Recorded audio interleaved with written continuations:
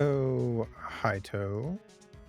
And welcome back to Phoenix Wright, Peace Attorney, Justice for All.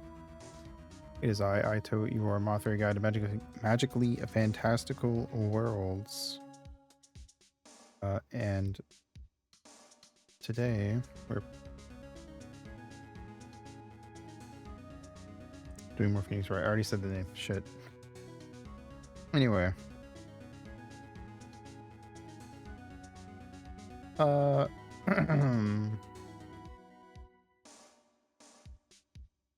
Before we start, we gotta get the game.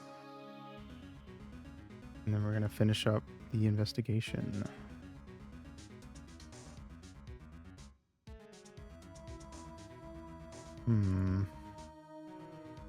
Dino Crisis? No.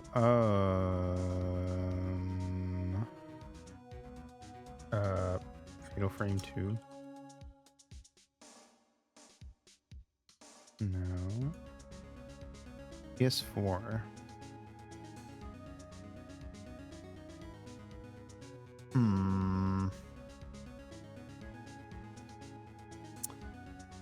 Is it like a roguelike action game? I'm not sure. Action role-playing hack and slash. Neo? Neo 2. Hey. Alright. Cool. We got there. Alright. With that, after we just got done talking to Adrian, time to figure out what to do next. Well, I think we've gathered about all we can.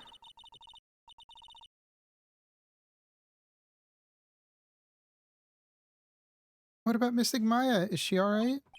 Oh, Pearls. She looks so worn out by all this. She hasn't slept at all and has been walking all over the place with me today. What's wrong, Mr. Nick? Let's go back to the office for a little while. You're really tired, right? Oh, no. I'm okay, really. I'm fine. I really am. You don't look fine to me. Alright. Looks like we're going back.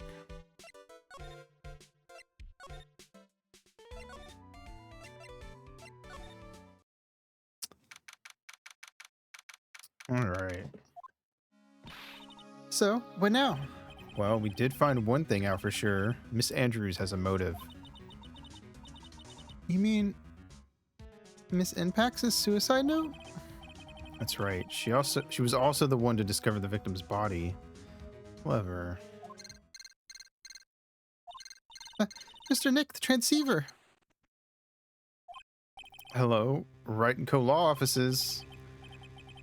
Mr. Attorney, you're not answering a phone. Maya, where's Maya? As I promised, I have not gone within a few feet of her this whole time. You. Which is why I suppose she is absolutely famished. What?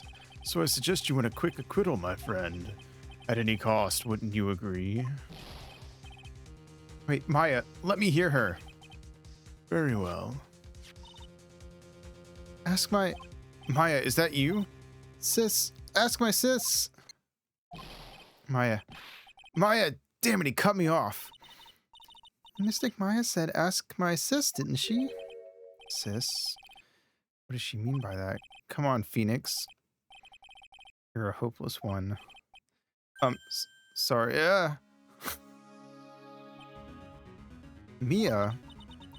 I have a message from Maya, so come, ask me anything you want about her. I don't really like her taking over Pearl's body still, if I'm being honest. How's Maya? She's safe, for now. That kidnapper is want to keep his word, it seems. I'm glad to hear she's safe, but Mia, how did you know? As soon as she was locked up, Maya called for me. I read the note she left, and I gathered as much information about her surroundings as I could. I didn't know you could use spirit channeling like that. Pretty smart of her. We're getting into like fucking JoJo stands level shit with the spirit channeling. The kidnapper. What's he like? I don't know. Apparently Maya went to answer a phone call at the hotel and was drugged there. And she didn't see the face of her attacker. Maya is locked up in a very dark place right now. I'll tell you everything I heard when I was with her. When you were with her... Date unknown, time unknown, location unknown.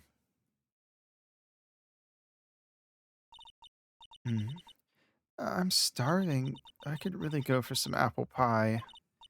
I mean, at a time like this, sweets are the only way to go. I have to stay positive.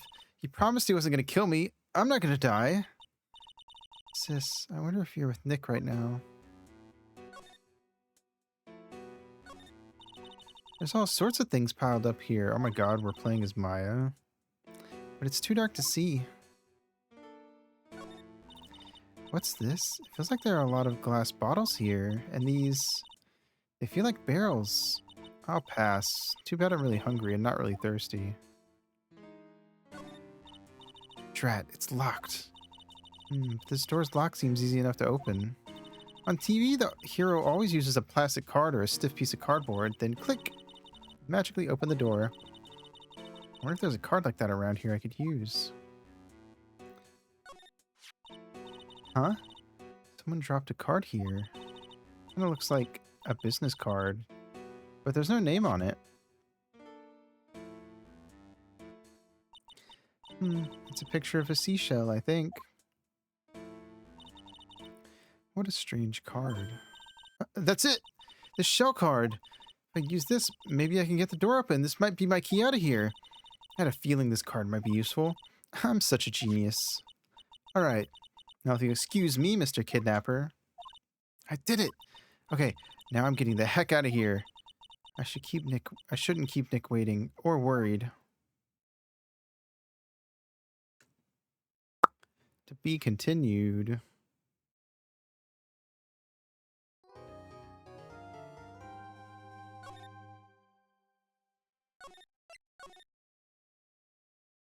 Okay.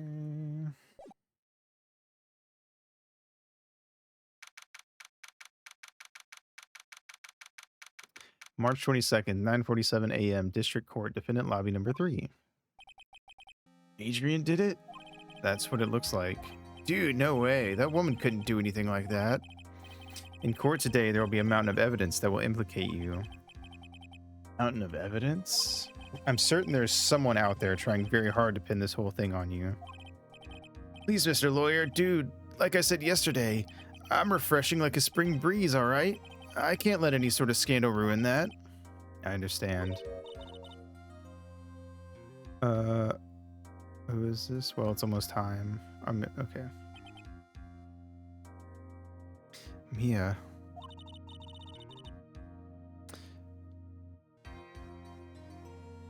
We must get a complete acquittal today. I know, but I can't focus on Maya's situation right now. Or Pearl's either. No matter what, I have to focus on winning this case by the end of the day. Indeed. Well, let's get going.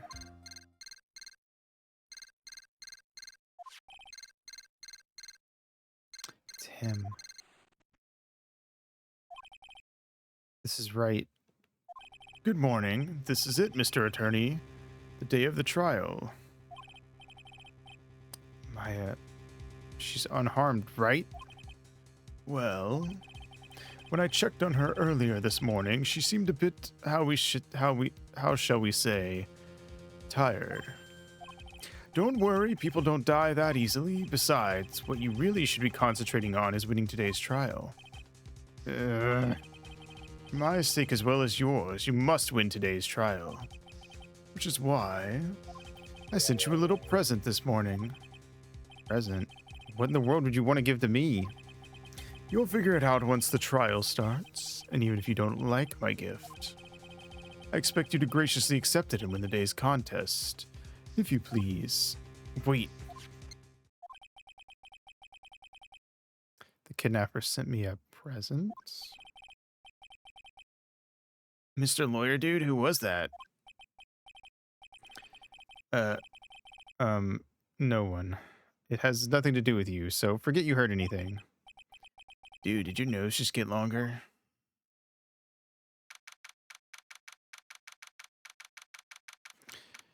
March 22nd, 10 a.m., District Court, courtroom number 3.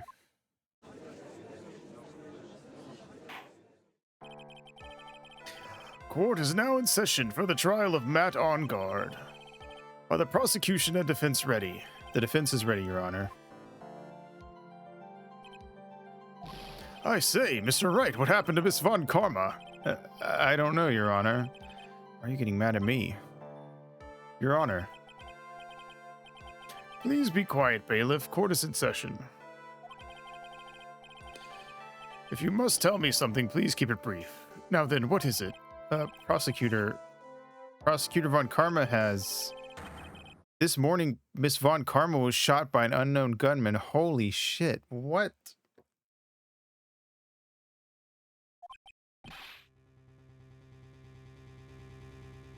God damn. What? Shot? Somehow. I think this is the present that man was talking about. His present. Miss Von Karma is one of the top prosecutors in the country at the moment. If she were to disappear, it would be to your advantage.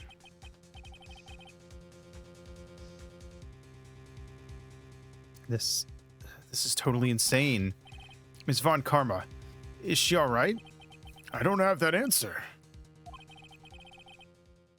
She's alive and in stable condition. That's good. Phew. You're... I thought he'd show up.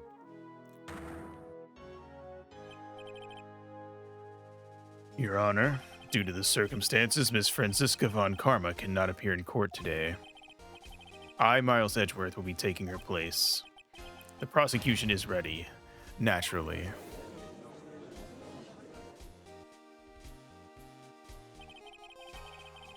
Miss Von Karma was shot in her right shoulder and is currently undergoing surgery. Luckily, I have looked this case over and am familiar with the details. The prosecution seeks to prove the guilt of Mr. Matt On Guard.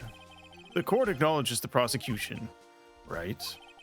I finally found the answer I was struggling for on my long journey this past year. I'm so hyped to be up against Edgeworth again. Holy shit. By the time this case comes to an end, you too will know the answer. Now then, the prosecution would like to call its first witness. Please bring Detective Gumshoe to the witness stand. Witness, your name and occupation. My name's Dick Gumshoe, sir. I'm a detective down at the precinct. For now. For now? After this trial's over, I'm supposed to turn in my badge, sir. Detective Gumshoe.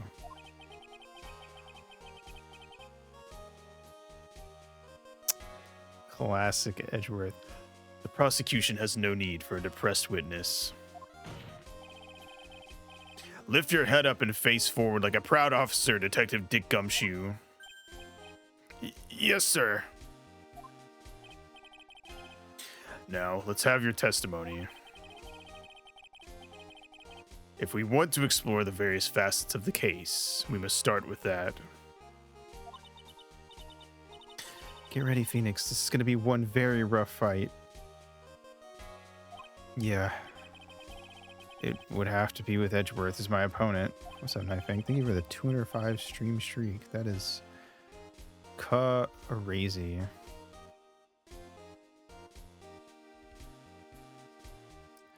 The answer he was struggling for.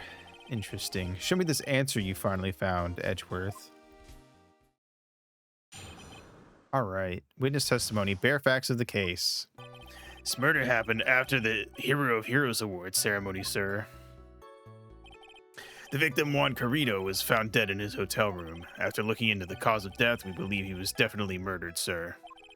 At first, we thought there was something suspicious about the empty guitar case. However, we later found out that the guitar case had nothing to do with the murder.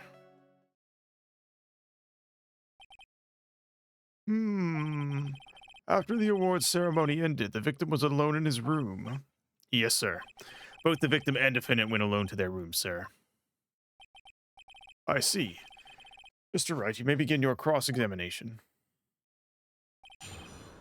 He was not alone, or On Guard wasn't alone in his room, or shouldn't have been.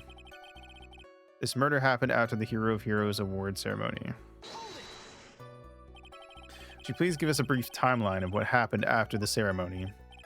Okay, pal. The ceremony started at 6 p.m. It ended around 8 p.m., and then there was a short break. A special post-ceremony show was supposed to start in the lobby 30 minutes later. And that's when the victim's body was found, correct? Which is to say, the murder occurred during that 30-minute break period. Please continue with your testimony, detective. The victim, Juan Carrito, was found dead in his hotel room. The person who discovered the victim's body was Adrian Andrews, correct? Yeah. Who is this Adrian Andrews you're talking about? She's the defendant, Matt Onguard's manager. She's a really pretty lady, sir. Ah, so she's a pretty lady. I wonder if she will grace us with her presence. When the post-ceremony show was about to start, she went to get Mr. Onguard. After visiting his room, she next went to the victim's room to get him for the show, sir. I see, and that's when she found the victim's body. After looking into the cause of death, we believe he was definitely murdered, sir. The cause of death, wasn't that because Mr. Carrito was stabbed in the chest?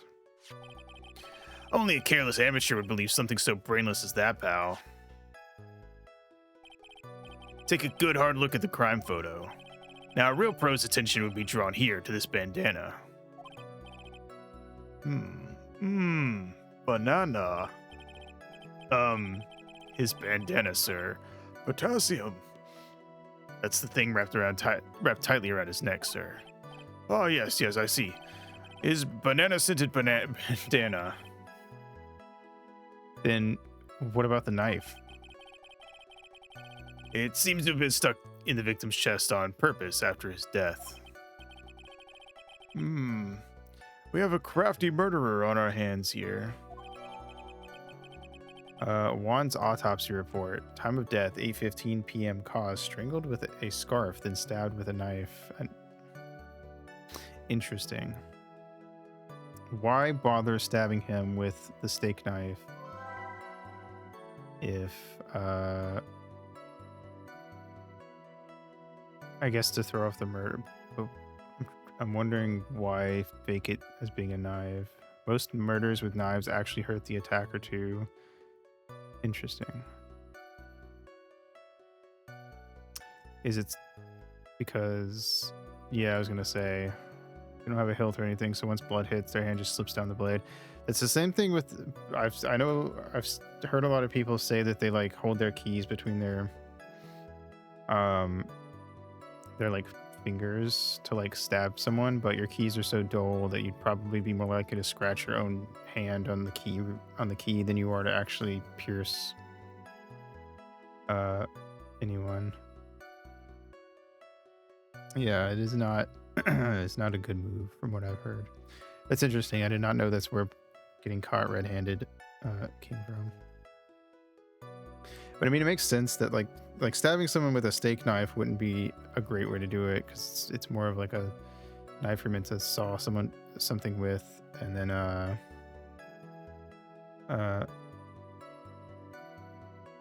you know, it's not meant to be like a piercing weapon. And of course, like you said, once it gets slick, your hand's just gonna slide down where there's no hilt or anything.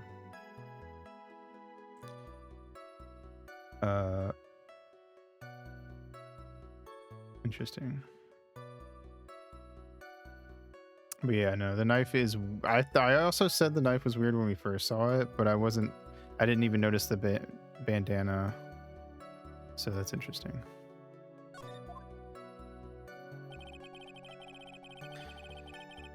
At first, we thought there was something suspicious about the empty guitar case. And why did you think that?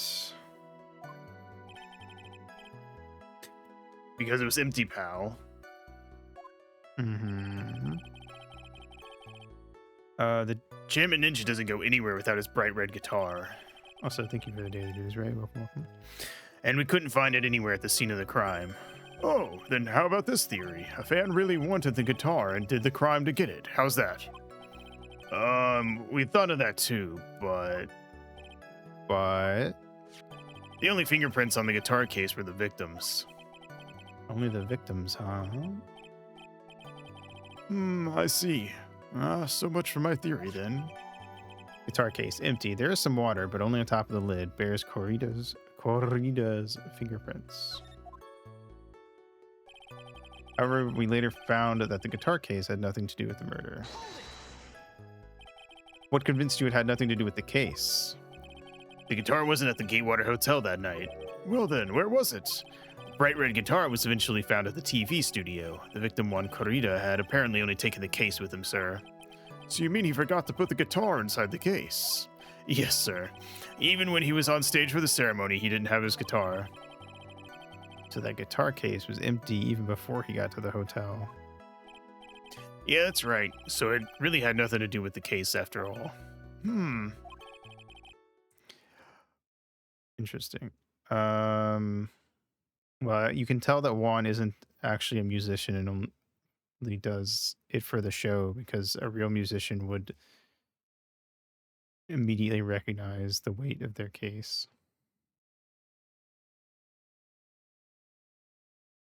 Unless someone else packed it, to be fair. For him. He eated the resin. Yum yum. I believe that is enough. First, the victim was choked to death with his bandana. Then, after the victim was dead, the killer deliberately stabbed him with a knife. Which brings me to my next point. Why then did the police arrest Matt Onguard? Because there was reason enough to suspect him. Here it comes. Looks like Edgeworth's back in full swing. Very well, Detective Gumshoe, please testify about this matter. Yes, sir.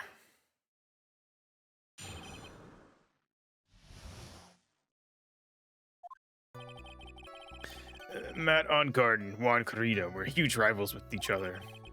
They each thought the other guy was in his way. That's motive enough in my book. As for evidence, there's the Jammin' Ninja's button. It was ripped off of the ninja costume and was found in Mr. Onguard's hakama. The defendant's fingerprints were also all over the knife. The defendant bought the knife for the crime, which makes this a premeditated murder. Oh, it wasn't his steak knife. Okay. He actually bought it. Interesting. Why would he buy such a shitty knife? So the defendant's fingerprints were found on the knife used in the stabbing. It was sort of sticky on the handle, so the fingerprints came out pretty clearly, sir. Knife bears the victim's blood and Onguard's fingerprints. In the grip, Gatewater is engraved. But if it's a Gatewater knife, why would he have bought it? That seems weird. That's gonna come up, surely. And there's this button. This was found in the defendant's clothes, was it? And is this button also covered in blood? Yes, and we know that the blood on it is the victim's blood, sir. What? Jammin' Ninja's button was ripped from his costume, is covered in Corrida's blood, found in Onguard's hakama. How do you pronounce hakama? Is it hakama or hakama? Or...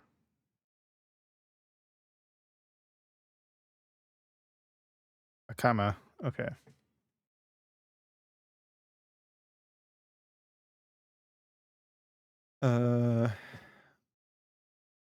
All of this points very clearly to the defendant, doesn't it? Yes, it most certainly does, Your Honor. Ready to give in yet, right? I'll find the hole in your argument somehow. You can press as hard as you like. Just hurry up with your usual pointless questions.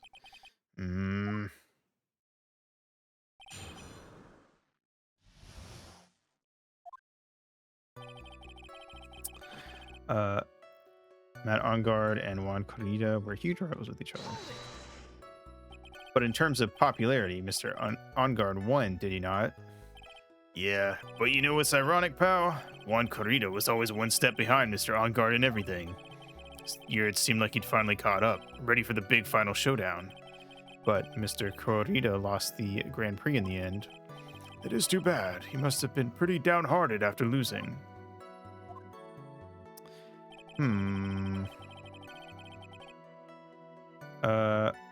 They each thought the other guy was in his way. That's motive enough in my book.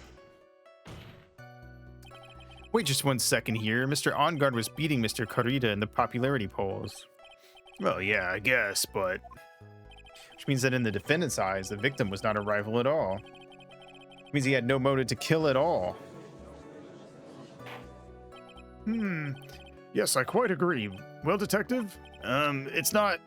Well, I guess if you put it that way, then yeah, the defendant would have had no motive. Detective, I'm beginning to see why you were fired. No, not you too, Mr. Edgeworth, sir. That's... I look forward to your pension negotiations. No! Now, detective, let's continue with the testimony. No, not my poor pension, too. Detective, if you value your money, I suggest you proceed. Yes, sir. We can talk about my pension later, sir. What about what I was saying? Hello? Anyone? As for evidence, there's the Jam and Ninja's button. I wonder what this button does. It makes my brother cry. Do you have any proof that the button belonged to the victim? Huh? What do you mean, pal? Oh, let me put it this way. I'm asking you if you have any evidence to back up your claim that this button was ripped off of the Jam and Ninja's costume. Huh? But can't you tell by just looking at it? And the victim's blood is on it. Anyone could have smeared that blood on there afterward. Mr. Edgeworth, help me, sir. All right, I knew it had to be this piece of evidence. Now to reel this one in. Thread.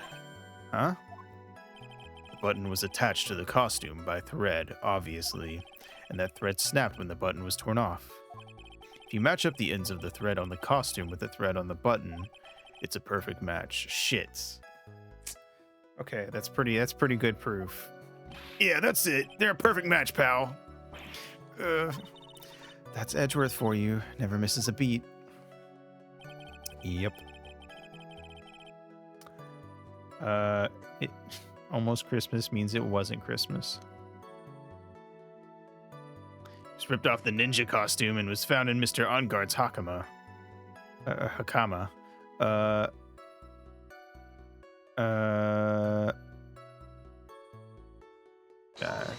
Chris, when was this button found? Pretty soon after the body was found, we rounded up everyone who knew Mr. Corrida, and then we did a search on them all. That's when we found the button. So it was almost immediately after the murder. The police didn't have free time to lollygag and play tricks, unlike some people. Hey, what is he trying to say about me here? The defendant's fingerprints were also all over the knife. How were the fingerprints arranged on the knife? What do you mean, pal? By examining the fingerprints, you can determine how the defendant held the knife. For example, did he hold it normally or overhand? Oh, is that what you meant? Well, we didn't actually think of that. I can't believe the bumbling of this department. Hopeless. Were you paying attention to the testimony, right? The defendant's fingerprints were all over the knife. There's no way to determine how the knife was held at the moment of the murder. Damn it, Edgeworth, stop being a good prosecutor. So is the defendant the owner of this knife then? Defendant bought the knife for the crime, which makes this a premeditated murder. I don't think he did, because it says Gatewater. I'm going to press this, and then I'm going to come back around and present the knife, because I think that that's wrong. There's no way this was a premeditated murder, even if he bought the knife. Sorry, pal. This isn't some pocket knife. It doesn't fold, so it's not great for walking around with either. This isn't good. Prosecution can prove it was a premeditated murder. We're done for. Phoenix, yes. There's something very interesting about what the detective said just now. Think carefully before it's too late. Button covered in the victim's blood and a knife with OnGuard's fingerprints. Be grateful. If the judge were more rash, he would have already pounded his gavel in closing. We're still in a world of trouble. Well, before any battle, you must find your enemy's weakness. So let's find the weakness in this testimony, no matter how small it may be. Okay, Phoenix? I already know, I think. Pretty confident in this one. Got him. Wait a second. What? So the basis of your argument, that this was a premeditated murder, is simply that my client bought a knife beforehand. That's right, pal. The defendant... Did not buy this knife. Huh? Take a good look at the handle of this knife, and you'll see what I'm talking about. Huh? There's a Gatewater seal set into the handle. Gatewater? I think I've heard that name somewhere before. Gumshoe, I love you, but this is why you got fired. That's the name of the hotel. The Gatewater Hotel. Uh-oh. Murder knife was actually property of the hotel, which means this murder was not premeditated.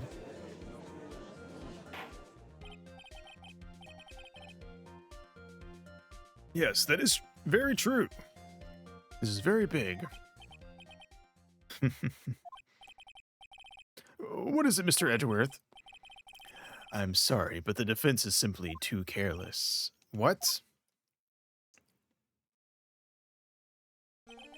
I think whether the crime was premeditated or not has already been determined. How so? I admit this knife is hotel property. There is no one currently on the police force that is dumb enough not to realize this. But I didn't... Oh. The question is, where did this knife come from? Why, that's obvious. It came from the victim, Mr. Corrida's room. Sorry, Your Honor, but that is incorrect. The victim ate a last meal before he was murdered. With that being the case, I would like to draw the court's attention to what is on top of the table. There's a knife and a fork on the table. Then, where in the world did this knife come from? If it pleases the court, I would like for us to recall the room of the defendant, Mr. Matt OnGuard. Especially what was on top of his table. There is something missing, perhaps. It is a single knife. We investigated the leftover dishes for fingerprints, and while we were investigating, we came to the conclusion that Mr. Matt OnGuard's knife was missing. Mr. OnGuard had gone to the victim's room with the knife he had used during dinner. Why would he carry a knife on a visit? To kill, of course. And with that, I believe the prosecution has proven this was a premeditated murder.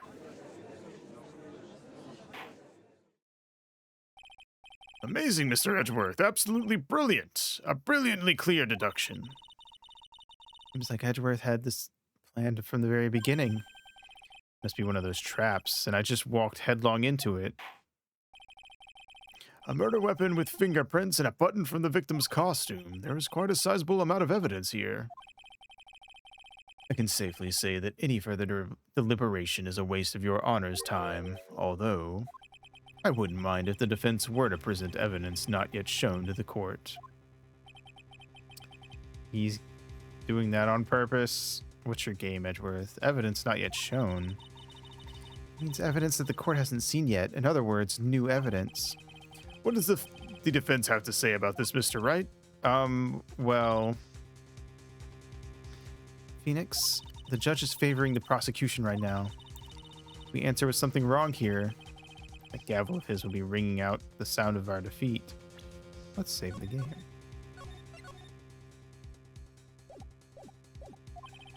Mr. Wright, do you have something important and necessary to present to this court?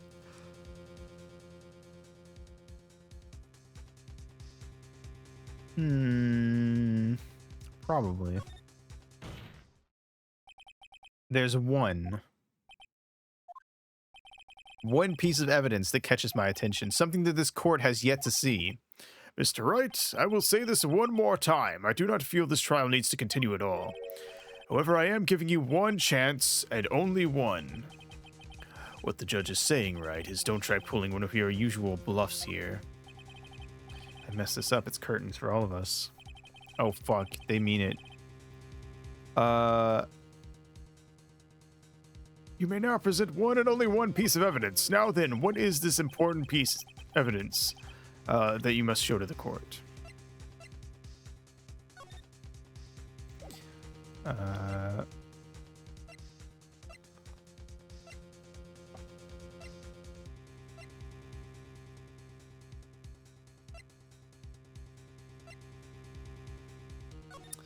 Midnight Rendezvous superstar in an ultra hot mega secret love scandal. Reliable sources say that Juan Corrida has been getting in close with the mysterious yet beautiful manager to the stars.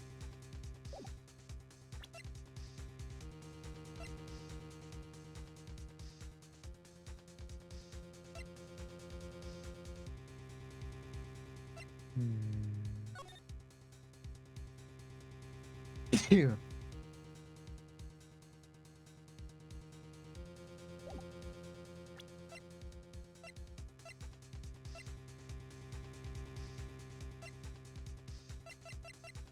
Is it the wine glass? Because the wine glass didn't get knocked over during the struggle for some strange reason.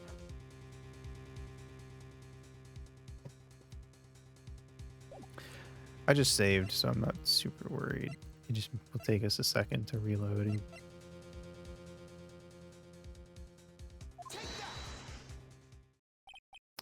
This is a wine glass, is it not?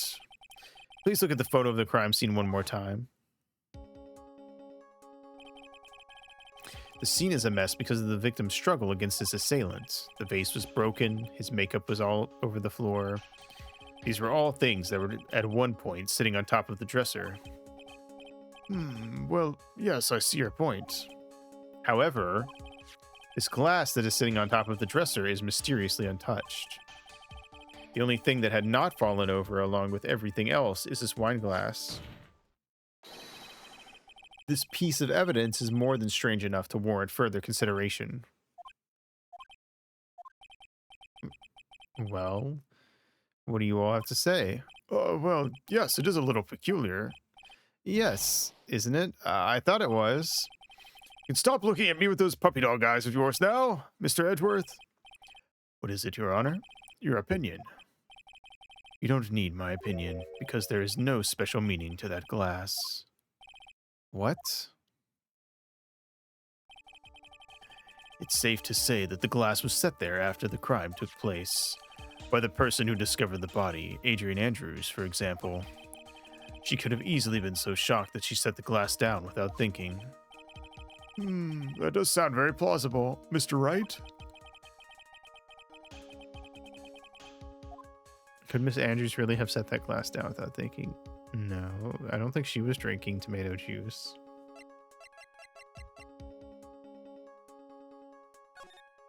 If I appear weak here, the trial's over. I can look for my proof later. For now, I should trust my instinct and point with certainty.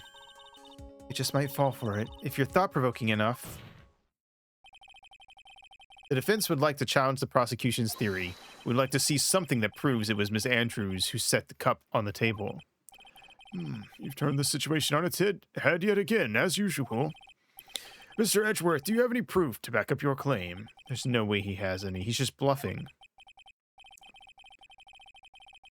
Unlike Mr. Wright, I never say anything unless I have the evidence to support it. What? You're not thinking hard enough today, right? Did you think this wine glass escaped my notice? Then, of course, it has been thoroughly inspected for fingerprints. Fingerprints. There were only one set of fingerprints left on this wine glass. Only one? Well, whose were they? They were not the victims nor the defendants. Rather, they were one of one Adrian Andrews. What? Wine glass found next to the victim. It's filled with tomato juice. Bears Andrew's fingerprints. Fuck.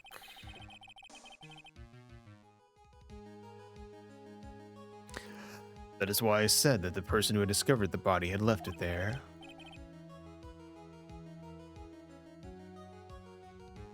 Are we done here, Mr. Wright?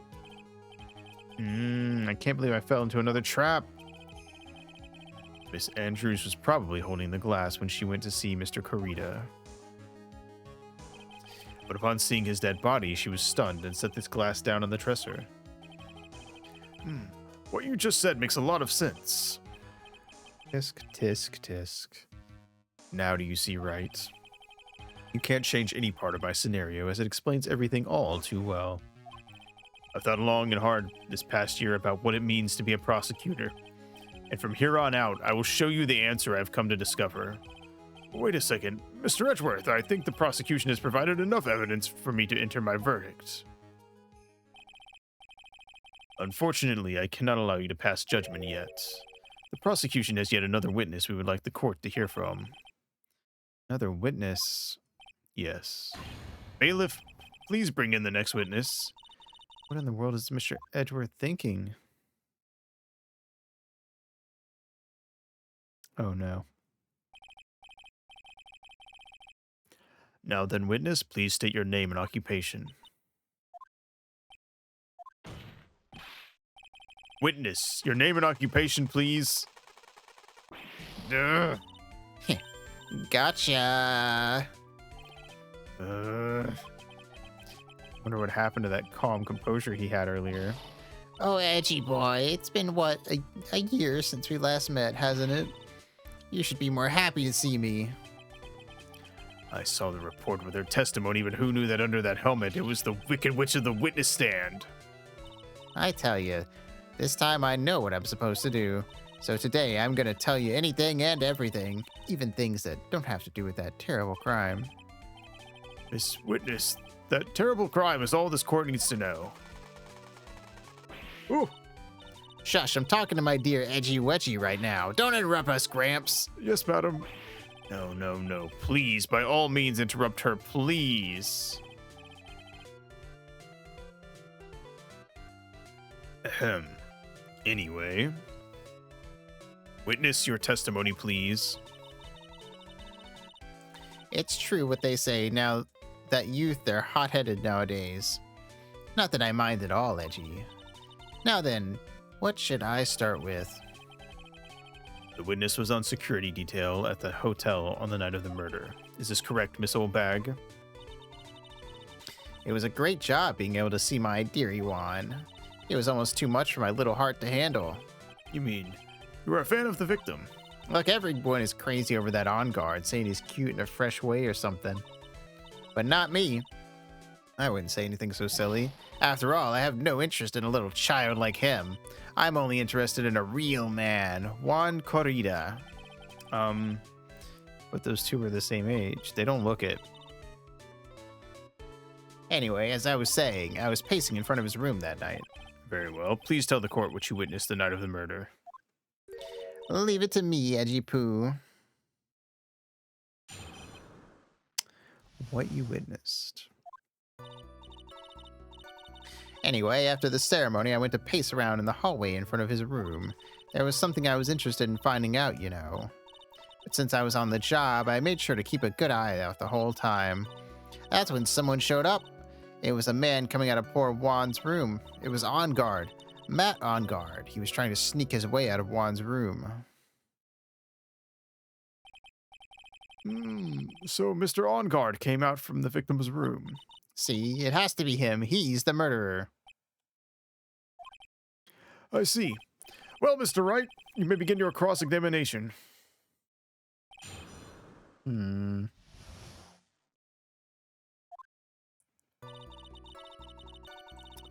Anyway, after the ceremony, I went to pace around in the hallway in front of his room. Miss Oldbag, what was your post on that night? The lobby. I was supposed to help set up the stage for that trifling show. But I refused to help. I'll have you know. It was for that lead-headed samurai show. I even took out a few of the nails. Maybe it was a good thing that the show didn't go on. Besides, that manager with the glasses seemed to be working hard at it without me. So I thought I'd take a break and spread my wings a little.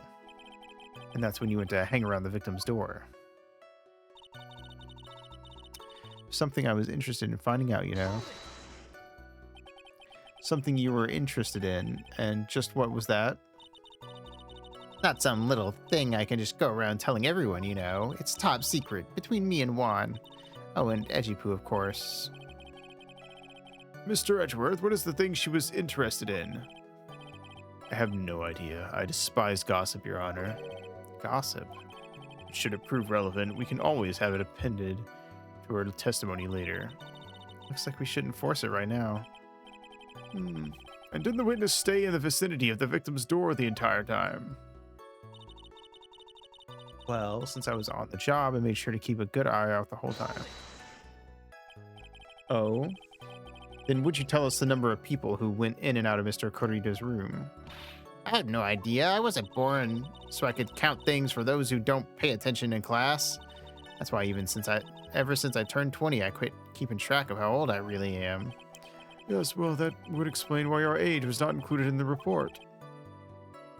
In any case, the witness then saw someone, correct? When I saw someone, that's when someone showed up. It was a man coming out of Poor Juan's room. Who in the world was that? I'm not allowed to say. This sort of information has to be carefully guarded from the masses, Sonny. The man that came out of Juan's room, he was... Yes, he was. I'm too scared. I can't say his name out loud. Oh, what I wouldn't give to have Francisca's whip up right about now. Well, I guess I can tell you, since he was such a bad boy anyway. It's on guard. Okay. You saw my client. Are you sure about that? You see? Really? Annoying brat, when I say I saw someone, I saw that person. Why do I get a sense of deja vu? Maybe to avoid a repeat of last year, I should delve into this a bit further.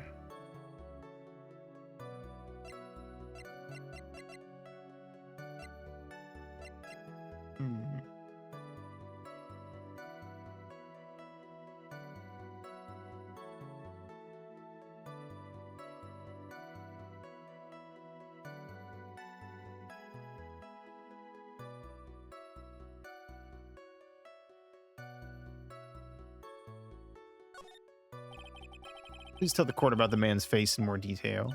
You don't need me to tell you about his face. That soft, gentle look in his eyes and his effeminate lips. His right eye covered by his silky hair, his sparkling, shining teeth. My shiny teeth and me. His teeth were shining? Well, he's shining all around in this week's pinup poster, dearie. This week's pinup? Why do you... I mean, I don't care how he looks in this week's issue. Please stay with what you saw that night. What? On guard's face is the same no matter where it is, you know, you whippersnapper. So, Mr. Wright, was this testimony just now important or relevant in any way?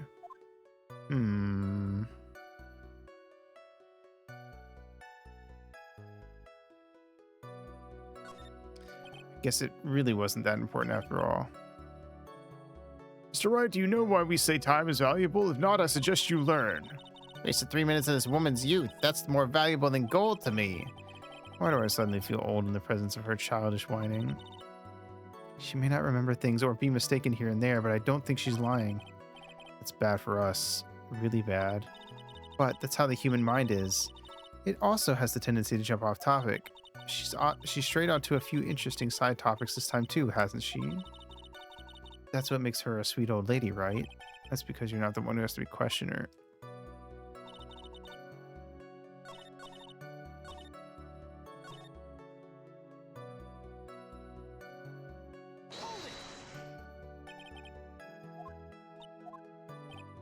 Pick a different one.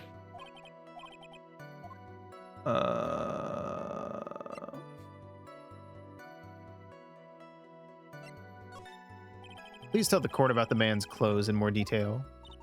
What a troublesome man you are, really, as if something like that matters. But it does. Now what was it? Oh, yes, it was that thing. What thing? That gaudy thing he's always wearing, that racing jacket. Ah, he was wearing that at the detention center too. That thing's meant for nothing but seducing women out of their pantaloons. Men. Right. So, Mr. Wright, was his testimony just now important or relevant in any way?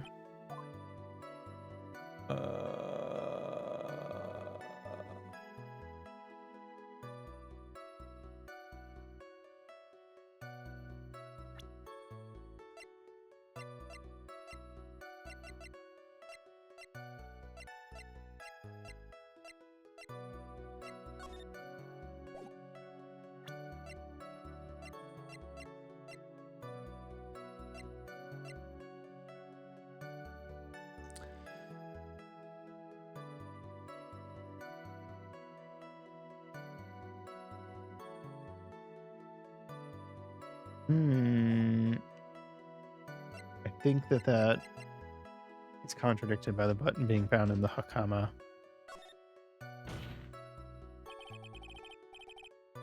Of course it was important, Your Honor. Then perhaps you would like to point out what part of that testimony was important. Don't you see it, Edgeworth? Your Honor, I request what the witness said about the jacket be appended to her testimony. I don't quite see where you're going with this, but all right, witness, please. Oh, well. I don't like to badmouth anyone without reason, but if I must.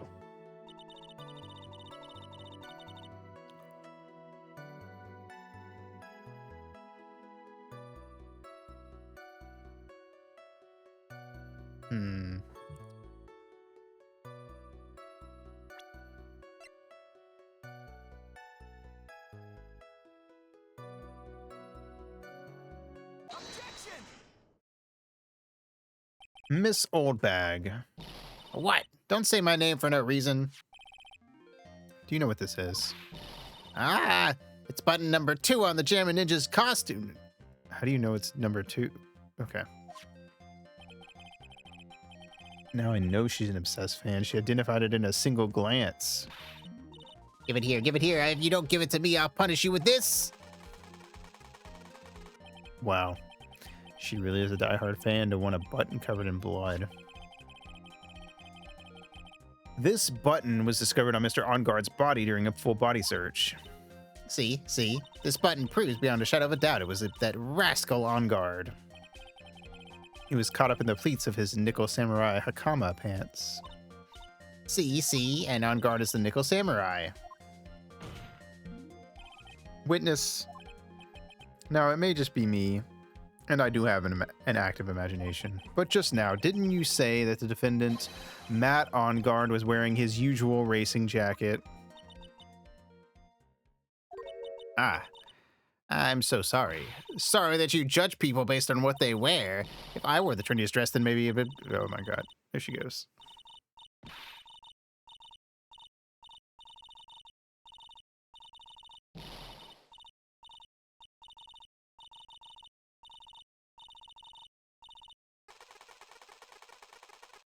She fucking dissed our style. How dare she? Now hold your tongue still there for 1 second. So what you saw in actuality was not Mr. OnGuard, the man, but Mr. OnGuard, the Nickel Samurai. When you think about it, they're really one and the same anyway. Miss Oldbag, this is a very important point we're talking about. Edgy Poo, do you think so too? Well, it might be something worth considering. Just say it's important and agree with me for a change. Witness, think carefully and try to remember as much as you can before you testify. Sigh. All right, if you insist. I should be the one sighing, not you. Who I saw.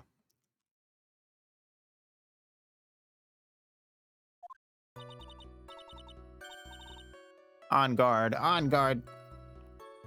Yes, now I remember.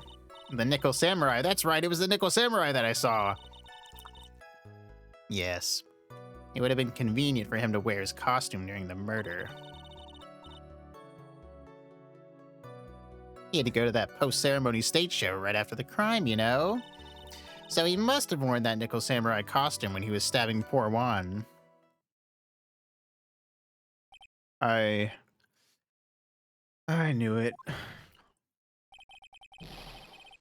I knew you'd say he was inside that costume. What? You think there could have been someone else inside that costume? Don't be a bad little boy thinking such rude things. But the possibility does exist. Ah, youngins today, I told you there was no way it was anyone else. How do you know that? Because I said so, and what I say is the truth. At least she's just as delightful a witness as she was a year ago. Mr. Wright, you may cross-examine the witness. Who I saw.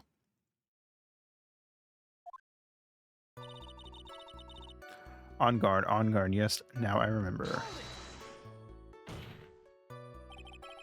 Would you please get on with your testimony? Watch your language, young man. What sort of tone is that to take with an elder? My youthfulness isn't what it used to be, so you should forgive me for everything. You keep on barking at me like that, I'll start singing at the top of my lungs. What? A striking figure by the sea, standing all alone is he. He's the Nickel Samurai. He's actually singing, "Someone help my poor ears." Almost C-sharp means it wasn't C-sharp. Mr. Edgeworth, can you please do something about this racket? Witness, I'll give you a piece of gum later if you'll be good and stick to just the facts. Okay. You promise, right? Right. I'll be sending the bill for the chewing gum to your office at a later date. Remind me to send you a thank you note later too, Edgeworth, old chum. What the fuck? What is... Okay, cool. The Nickel Samurai, that's right. It was the Nickel Samurai that I saw, she says. Be a little more careful with your testimony, please. Not too long ago, you said he was wearing his racing jacket, and now he's not. Not too long ago? Then let me ask you this. When you were itty-bitty, what was your grand dream? Huh? What did you want to be when you grew up, whippersnapper? My dream, huh? Well, I, wanted to be Judge Wagner, hero of the public's court. So what? See? And look where you are now. You're not Judge Wagner, are you? Well, What I said earlier. Who puts any weight into things like that? The now is everything. I can't be held responsible for the past. since when did courts become theatrics over testimonies? Since the beginning of the first game, Phoenix. All that matters is that man was inside that costume. Isn't that enough? Hmm.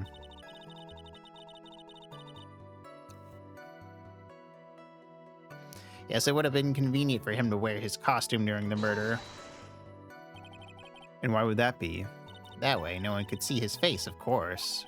But there's still no advantage for him that I can see. In fact, you would think the costume would make him stand out all the more. You are such an annoying child, you know that? You disagree with everything I say. Isn't that what you're always doing to me? I got it. Maybe it was more troublesome for him to change in and out of his costume. He had to go to that post-ceremony stage show right after the crime, you know. Was there anyone else scheduled to appear at that post-ceremony show? Well, the contestants were supposed to go on stage in a friendly gesture thing. And that included the Jammin' Ninja? Of course it included him. That's why when On Guard came out of Dear Juan's room, I didn't give it a second thought. I see. Well, anyway. So he must have worn that Nickel Samurai costume when he was stabbing poor Juan. Cough, cough.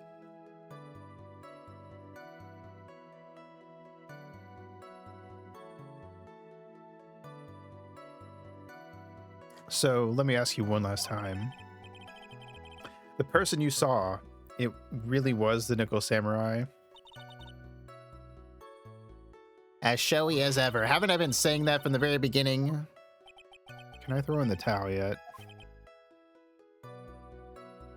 You don't need to think too hard on this one.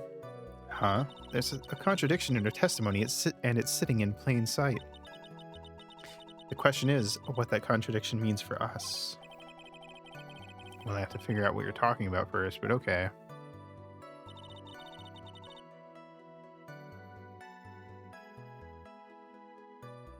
Hmm.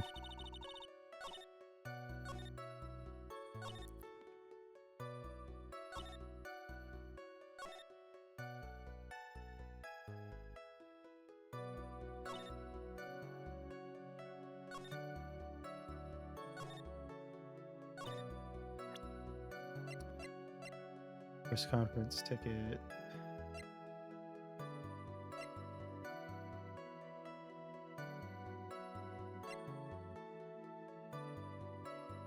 Hmm.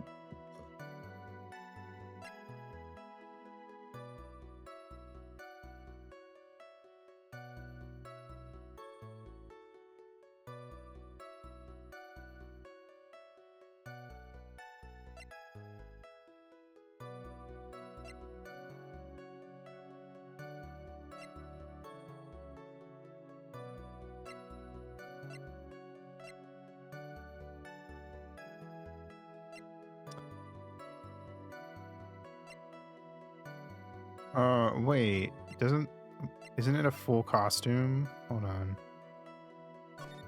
Yeah, if he was wearing the costume, he wouldn't have put his fingerprints on the knife. Right? Didn't she say, yeah, she says, must have worn the costume when he was stabbing Juan. But it says it bears the victim's, or the victim's blood and on guard's fingerprints.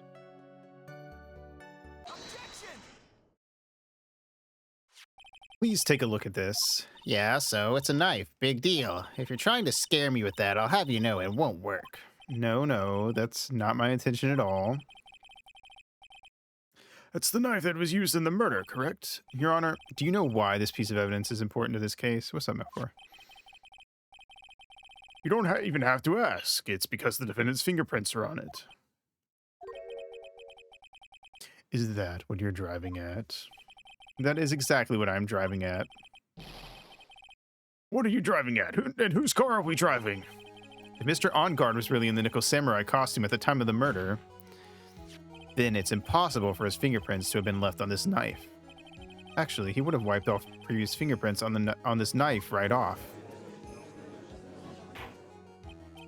Oh, that's right. The Nickel Samurai wears gloves, doesn't he?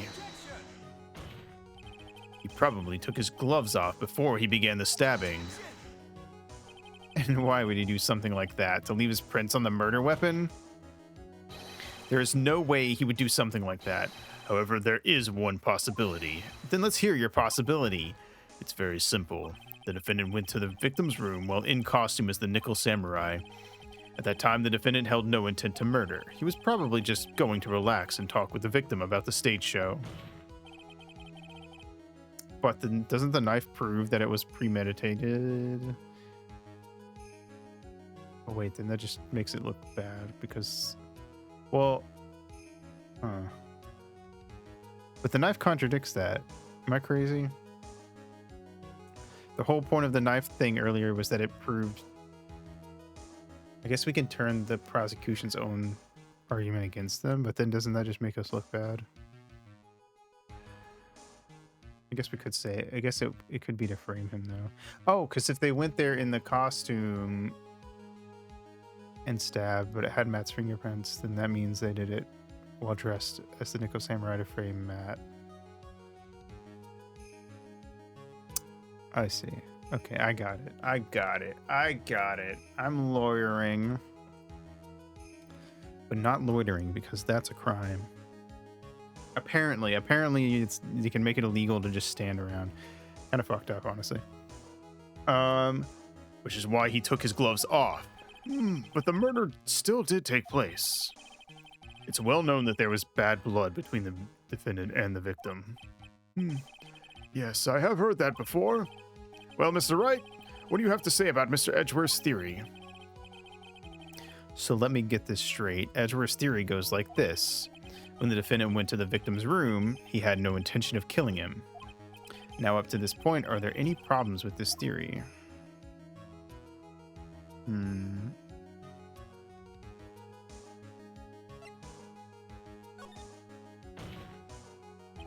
This theory contradicts something in an earlier testimony. What are you babbling about? Now, for argument's sake, let's suppose Mr. OnGuard was the killer. If that's the case, I think it's impossible for the killer to have gone to the victim's room without intent.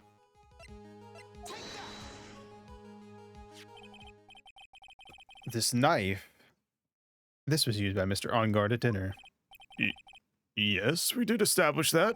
which means that if my client was in fact the killer, then he brought this knife with him when he went to visit Mr. Corrida. I suppose. However, you just said it yourself. At the time, the defendant held no intent to murder. If that were true, then why would he bring a knife? He wouldn't, would he?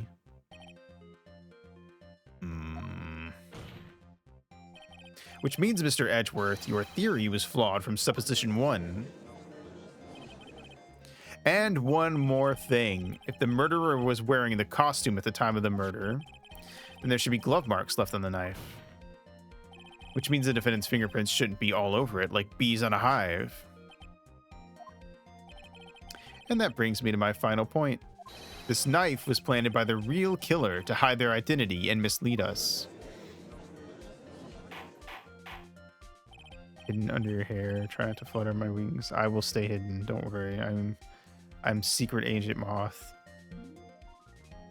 I got you.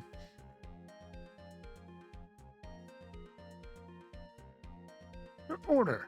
Order, I say. Order in the court. Was this knife really planted by the killer? Why would the murderer do such a thing? To frame Matt OnGuard. It's to frame my client, Mr. OnGuard, of course. To frame... Also, hi.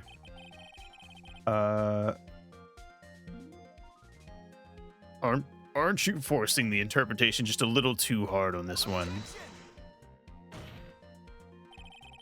But we just established that the witness saw the Nickel Samurai in costume, and if that were true, then there shouldn't be a single fingerprint on this knife.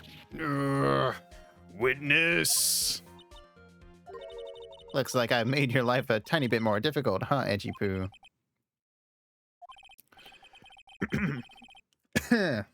Fuck. I breathed in and like some of my spit went down the wrong hole.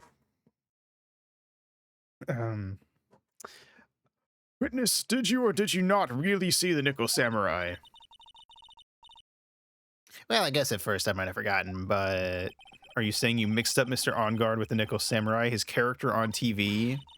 I mean, I can't really do anything about that now. Look, I was waiting around in front of the doors because, well, I wasn't waiting around for the Nickel Samurai, that's for sure. She wasn't waiting for the Nickel Samurai. All right, then. Who were you waiting around for? That's top secret to anyone outside of security. She was waiting for Juan to get an autograph.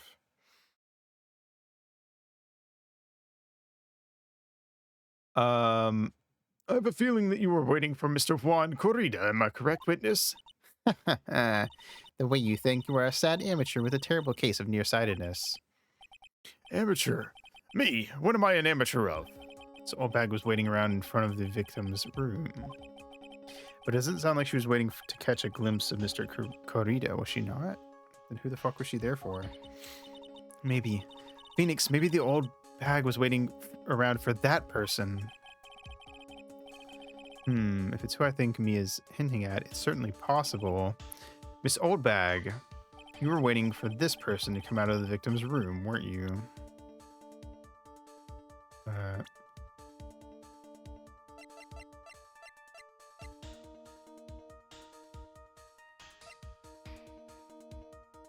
She wasn't waiting for Matt, and she wasn't waiting for Juan.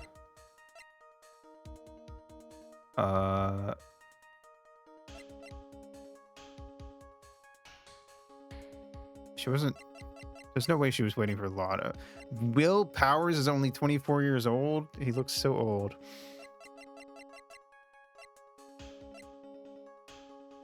Was she waiting for Adrian? But why? Oh, wait. Isn't... Because of the fucking article. Right. About them, Juan and Adrian being a thing. Okay, wait. That might be it.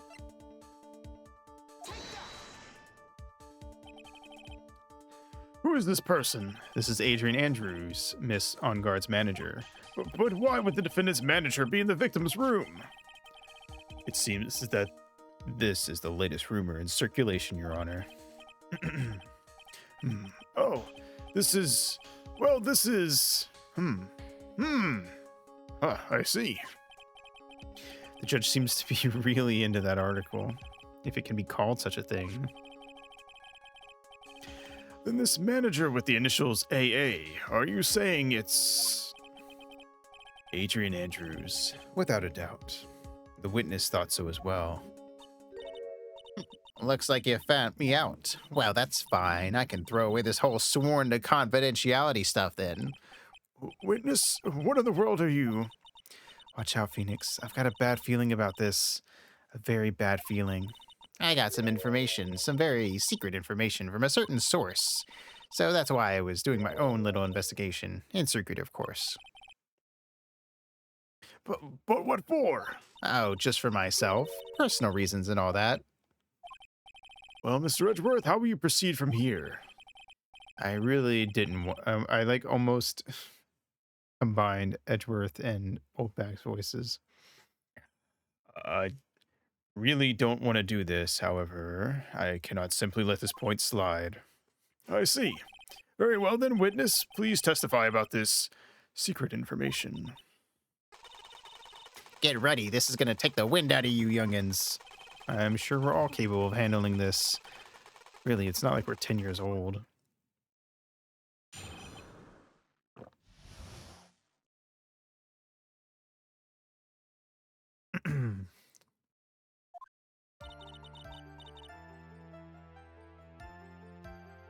That on guard is one evil man. He thought he could ruin poor Juan by causing a huge scandal, so to do that, he sent his own manager to get in close with Juan. I cannot condone such dirty tricks, so I took action. Oh, and this is top secret. You got that? Nobody else but you and me know yet, okay? And everyone in court. The defendant sent his manager. What a distasteful topic for this court. What? Nobody's about gossip. And isn't there a saying, the truth is never pleasant? Never heard that one before. Mr. Edgeworth, what about this Adrian Andrews person? We have looked into this matter and found that the truth the article proposes is in fact baseless gossip. But should this be true, then this proves that the defendant did bear ill will towards the victim. So this means I have to smash this rumor once and for all. Now then, Mr. Wright, you may cross-examine the witness. Be careful, the old bag seems rather excited right now. That's right, on guard is nothing but your average foul-blooded youth. Well, as the old saying goes, you gotta burn old bags with fire. What? I don't think that's real. I think you made that up. Time to fire up the afterburners and hit the highway to the danger zone. Okay, don't start the Kenny Loggins references on me, Phoenix. We gotta focus. That on guard is one evil, evil man. He thought he could ruin poor Juan by causing a huge scandal. Oh wait, why am I reading this again? We just read this. That on guard is one evil man. Press. Can't say something like that without proof. That's just slander. It's actually libel because this is a video game without voice acting, Phoenix. SMH. But it's true. That woman was getting intimate with poor Juan. Look, it says so right here, doesn't it? Manager to the stars, Miss AA. Thank you, Melkor, for the daily dues. I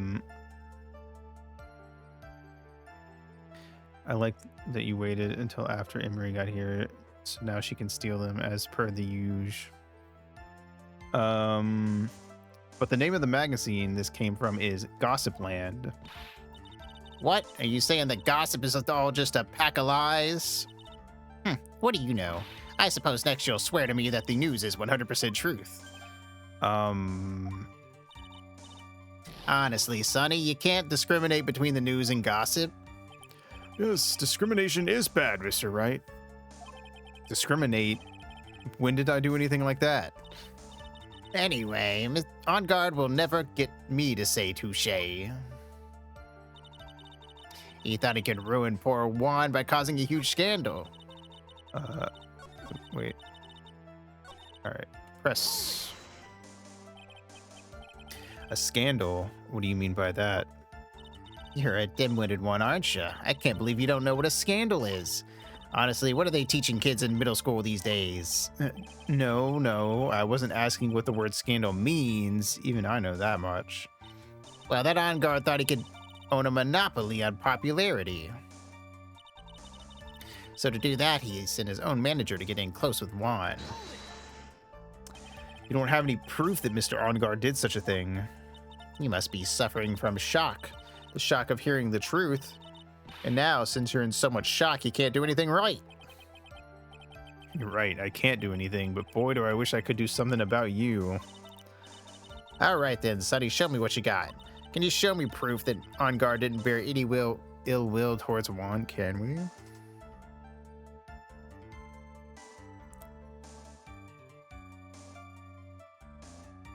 I don't think we have anything that proves that they didn't. If anything, we have stuff that proves that they did have an issue with each other.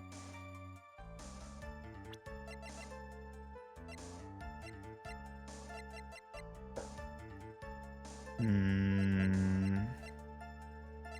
don't think we do.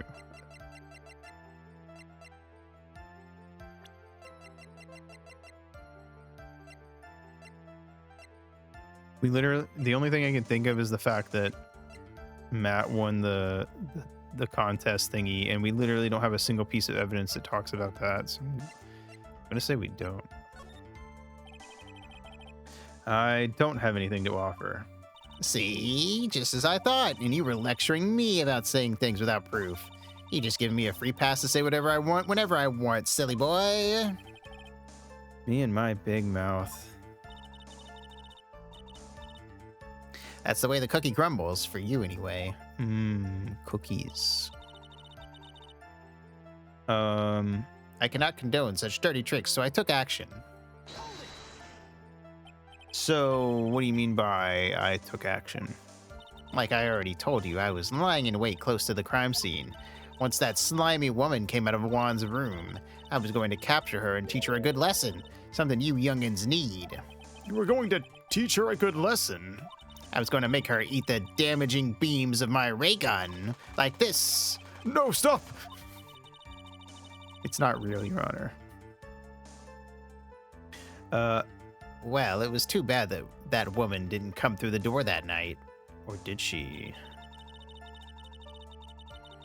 Maybe she came through wearing a certain costume.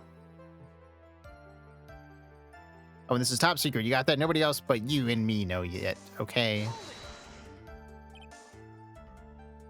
Wait. What? I'm a busy woman. Tea time with the kids is over. Secret information that no one else knows yet. If that's true, then how did you know this secret information? Huh? Well, that's because I'm a pro. Yes, that's it. It's a secret. Even if you drilled a hole into my brain, you'll never find out. How in the world did that old bat get such a secret piece of evidence?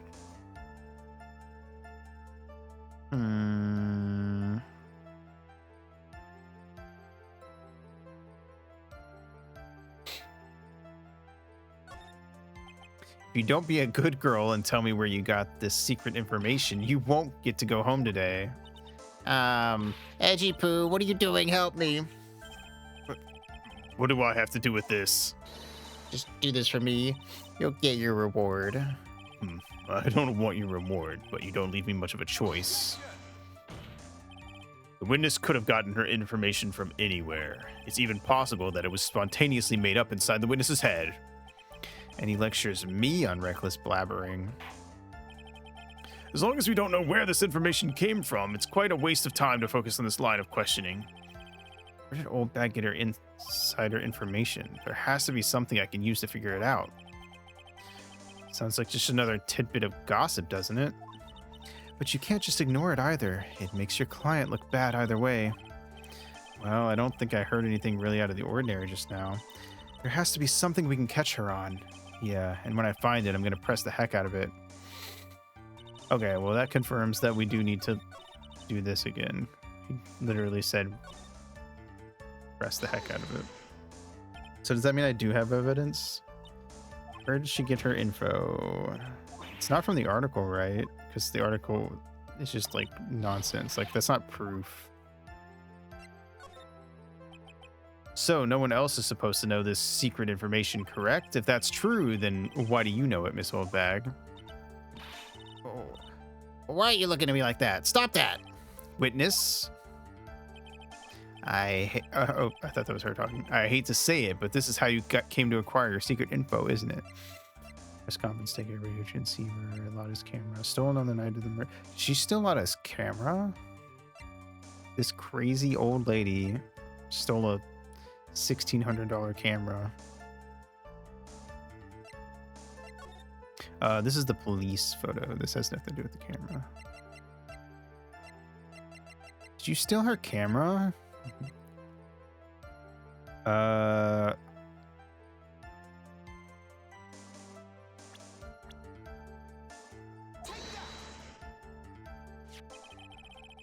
The investigative photographer, a lot of heart. I kind of forgot the camera existed until I was looking at the evidence and then kind of clicked. Oh yes, I remember that mischievous girl. She reported that she had lost a certain note she had written to herself. She reported such a thing. On that piece of paper, she had written down some of her outraged impressions about the relationship between the victim and Miss Andrews. What? Outrageous ideas, you say? No. I said impressions. Then everything written on this piece of paper is completely meaningless? That's it. That's the note. No, you see, this is something completely different. This is my top secret list of groceries to buy. Then you are the one who took Miss Hart's note. I'm a huge fan of wands, that's why. That infamous puffy-haired whippersnapper. She's working with that evil On Guard. She said so herself. On Guard, I'm his sidekick. She was so happy, smiling like a silly duck. I was only checking what she had written. Edgy Poo, you believe me, don't you? I was only trying to help out like the angel I am. It's only one little piece of paper. I've never taken anything else before. You really should come with a supply of cheese to match your vintage wine. Well, it was only a piece of paper. I suppose we can overlook this just this once. She looks like she's really sorry. Should I forgive her? No. If I let up on her now, she'll get away. I have to find some way to inflict a deafening blow to the prosecution. Witness, you said that the only thing that you stole was that note. Is this correct? Stole? Why don't you listen more carefully, you annoying brat? I saved this piece of paper from the terrible, lonely trash can, that's all. You're lying, damn it. Phoenix language, my god. And I can prove it. Wait, fuck. And I can prove it. Are you putting my credibility under scrutiny again? Miss Oldbag, I don't believe that the note is the only thing you stole that night. It's the camera, right? Right? It's not the guitar. That'd be the thing. That would be my first thought if the guitar had actually been there. Miss Oldbag. That note was with a camera inside its case, wasn't it? A camera? Yesterday, Lotta Hart was raising a huge stink over her camera. She kept saying something like, my sweetie's $1,600 camera disappeared on me. Why? Why? Witness! What is it, Gramps? Lady, you're probably older than he is. If you have the note, then it is only logical that you have the camera, too. Looks like you found me out again, Sonny. Is this the camera you're looking for? That's... What? Even though I look like this, I'm still a person, you know. I still eat meals like you. I fall in love and borrow things from people. I think your definition of borrow is a little off. I saw that woman's business card, and that's when I noticed it said Slimebag Celebrity Photographer Extraordinaire. Well, when I saw that, I had to know what sort of pictures she had taken. I'm a professional security guard. It's my business to know these things. Lady, you're fucking crazy. Bailiff, check this camera's photos. Hurry. We must examine them at once.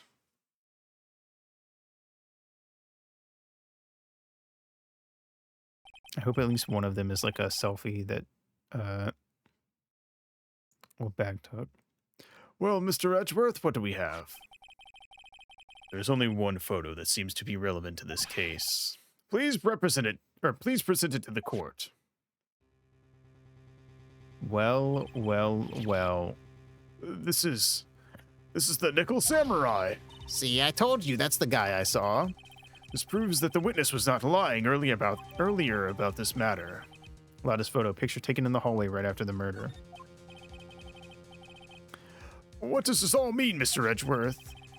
This photo by itself does not prove that the person in it is the defendant. However, in his own confession, Mr. Ongard clearly stated that at the time of the murder, he was still in his Nickel Samurai costume.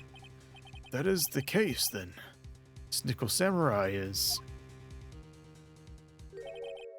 the defendant. Ruh-roh Raggy. How did it come to this? I think this brings us to the end. We have examined every piece of evidence thoroughly. Final comments, Mr. Wright? The court will consider them before we close. Fuck. Maya's gonna get Killed.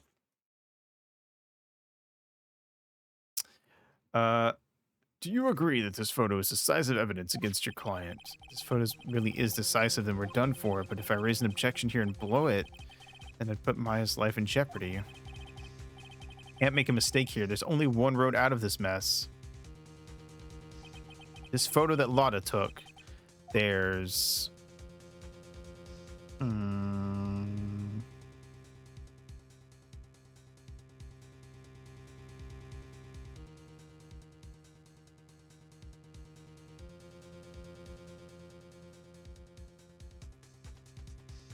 There's gotta be something about it, right?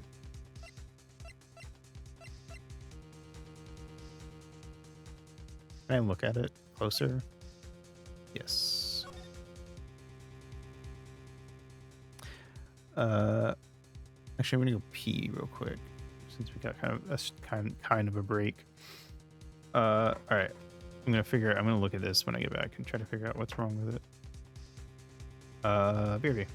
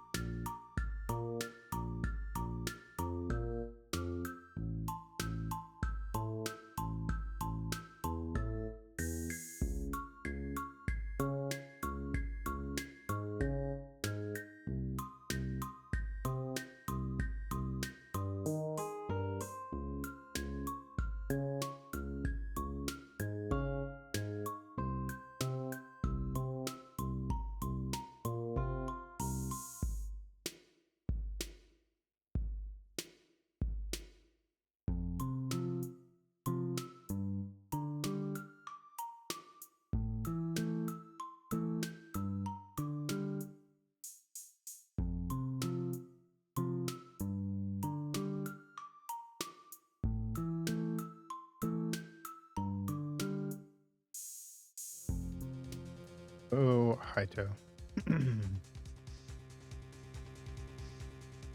Okay. So, something's wrong with this picture.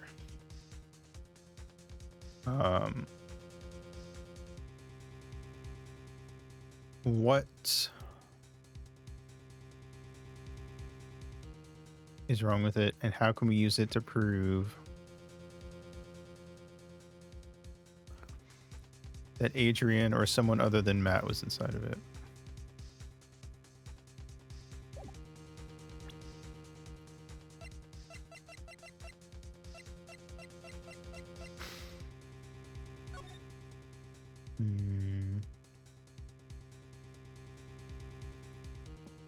The Mount Fuji and waves thing.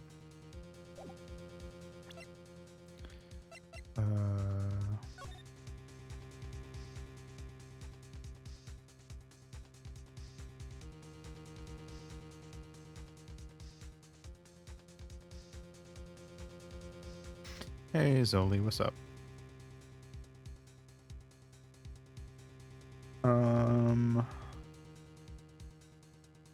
Certainly looks like the costume.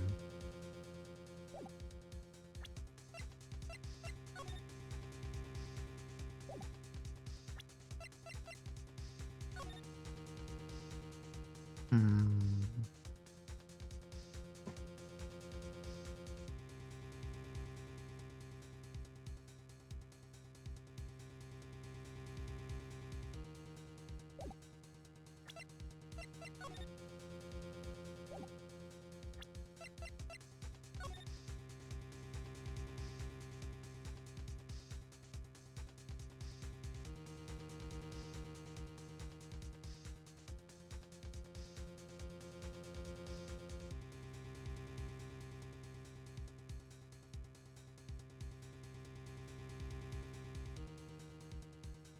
Hmm.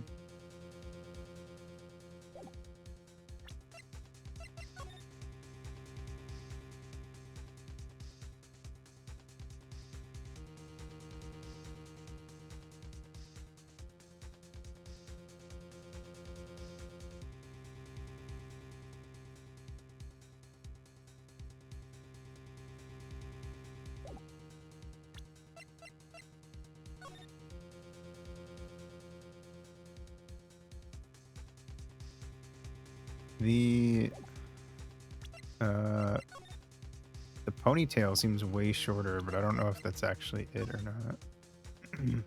It's not real hair, like it's not Matt's actual hair going through there. But it is definitely shorter in this, but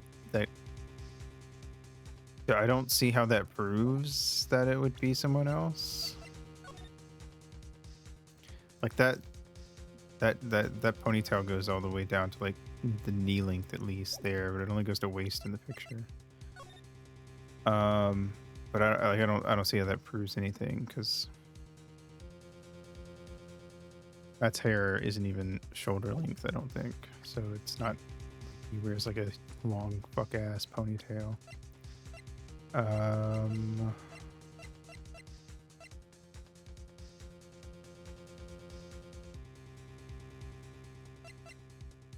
mean, even Adrian has the longest hair out of anyone in this case. Oh, Maya doesn't count because she's not here, but you know what I mean.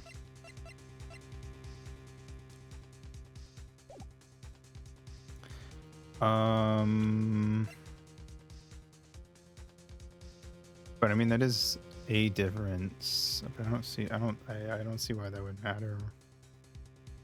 You know.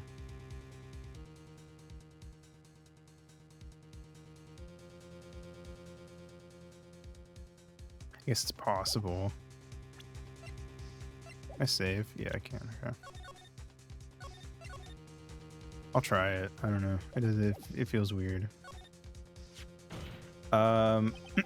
There's something strange with this photo. I knew this was coming, right? Your thoughts, Mr. Edgeworth? I think we can all agree that there is nothing strange with this photo. There is no way for the defense to debunk this photo, even with a bunker buster. Debunk with a bunker buster? Is that what you're planning to do, Mr. Wright? Anyway, please look at the photo one more time. If you really believe you can honestly find something wrong with this photo, then you should only need one chance, correct?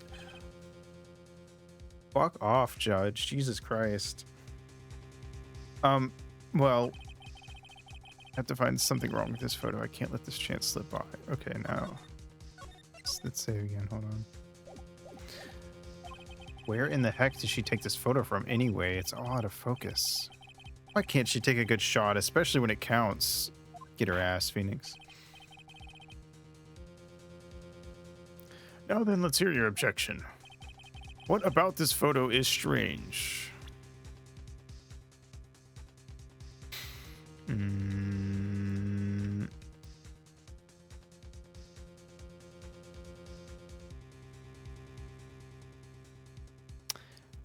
I'm just gonna do it. And if it's not correct, then I don't know what it is, but we'll figure it out. It's this person here, of course. You mean the Nickel Samurai, and what is wrong with that? At the time of the murder, Mr. On Guard was in his own room, which means this Nickel Samurai is If you think that's all it takes, you should reconsider your choice of occupation. Uh, I think it's about time you retired. It looks like there was no problem with this photo after all. The problem was with that brain of the problem was with the brain of that lawyer, Your Honor. wait. You were the one who let your last chance fly from you, Mr. Wright. Oh, man.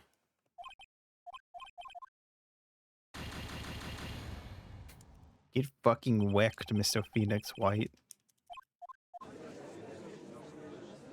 Well, Maya's dead.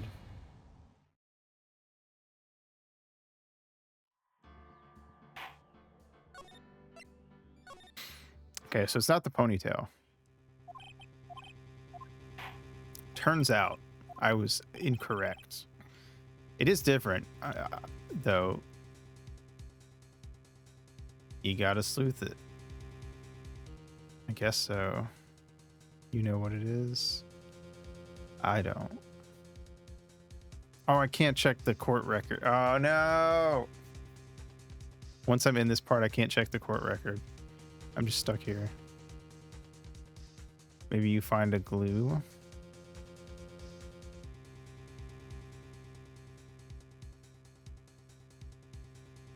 we going fish? Is that a hint? Can't tell if that's actually a hint for like clicking on the water. But what's wrong with the water?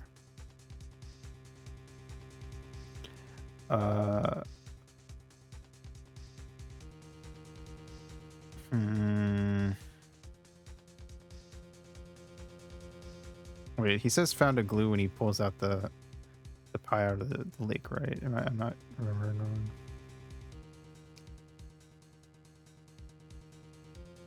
You're not hinting? Oh, okay. I thought you were trying to be like subtle. I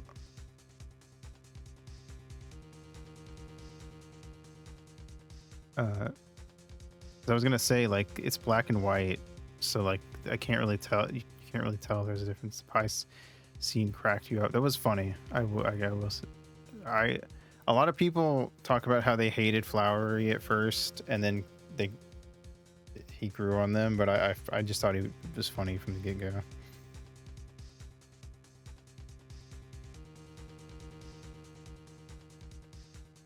I don't know, because I clicked on the hair and it just did the whole person. So is it not the person? Am I not supposed to click on the? But there's literally nothing else. Like it's just like, oh, this is just random shit outside the door that doesn't mean anything. If there was a name on here,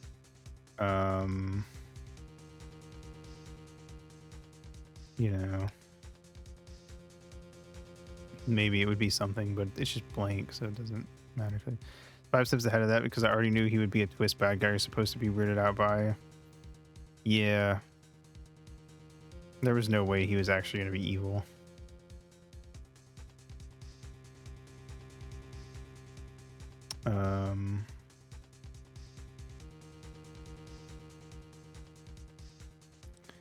Hmm.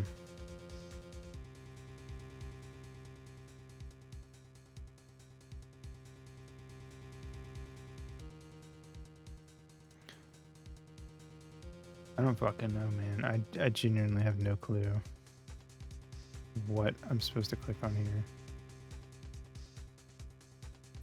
I kind of thought maybe it was the thing on the forehead, but it's so tiny in this picture, it can't be that because there's no way to make it out. Maybe pick ponytail and then go to record.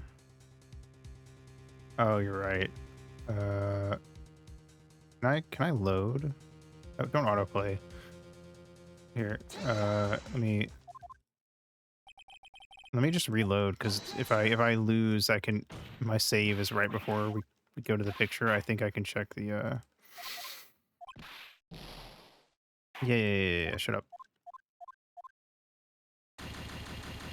I think I can check it from there.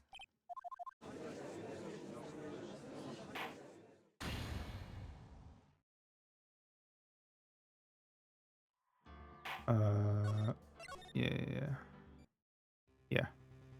It's literally the text box before the picture. Okay. It's a different angle. So the difference can't be anything that would change from one angle to the other. It has to be a difference that would be there always. No, you can't save on the photo. Okay, so it's not the ponytail. Even that's the most, to me, that's the most obvious difference. Is the spike on there? It is. Okay. Some of these things don't stand out as much in black and white. I mean, obviously they're not holding the pitchfork thingy, but that doesn't matter. The trident, if you will. What I'm trying to prove, that Adrian, or that not on that Matt is not in there. I'm assuming it has to be. I mean, if we're proving it's somebody,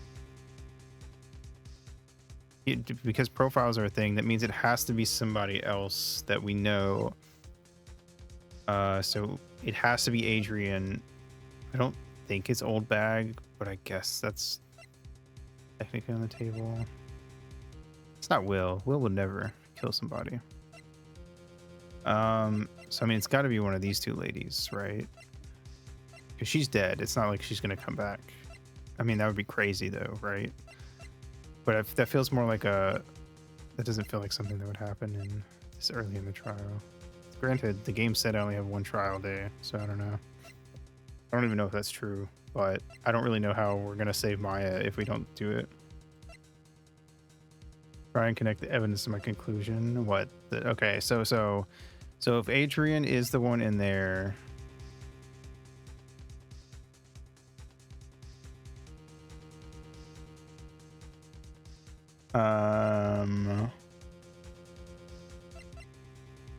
because it's not Old Bag. There's no way. That'd be crazy. Trying to think about Adrian. Okay, she's the manager. She pretends to have it all together, but she's actually super dependent. But that's a personality thing. I don't really feel like that's gonna matter. Like, we can't prove that in a picture. You know, she went to eat. She went to go get Matt and Juan. Trying to think of everything that I can remember about Adrian. Is there anything about her?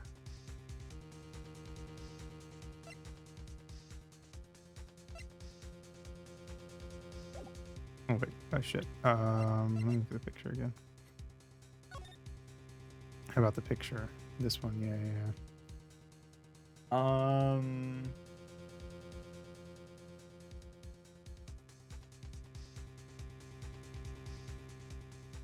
Hmm.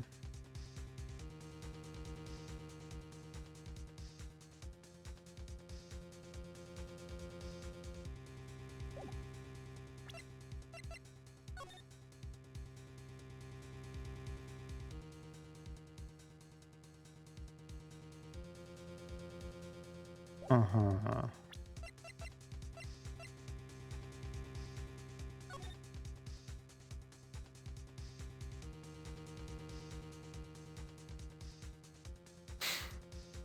Hmm.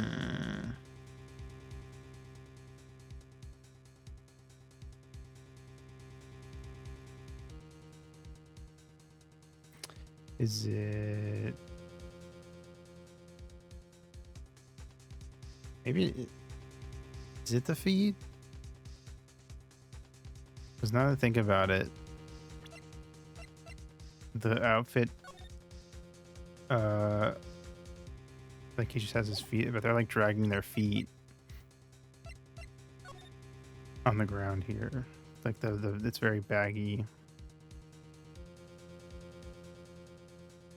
Hmm.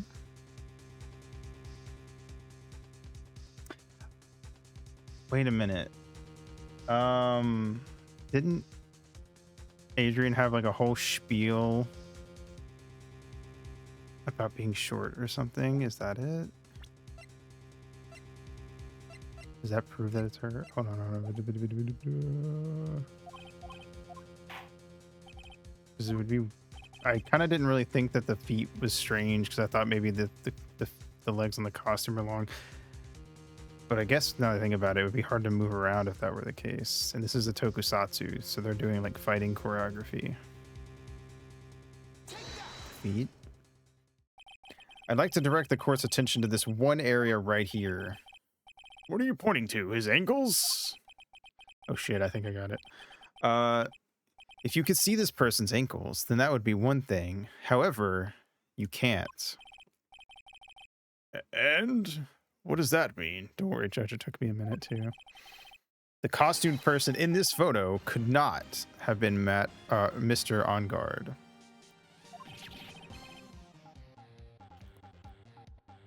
Yeet.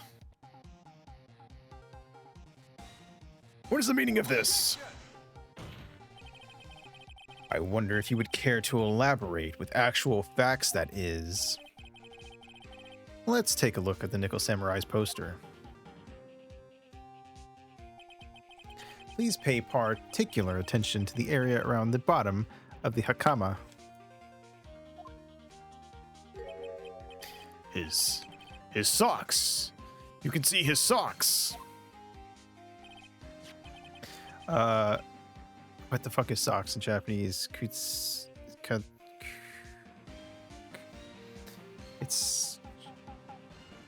I should know this. Kutsishita. It is not sokusu.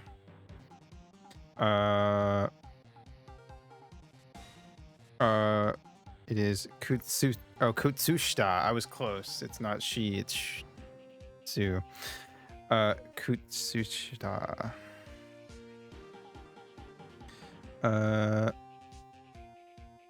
Wait. Yeah. Oh, I said, what did I say? Kushitsuta. I don't know. I was close. Kutsushita.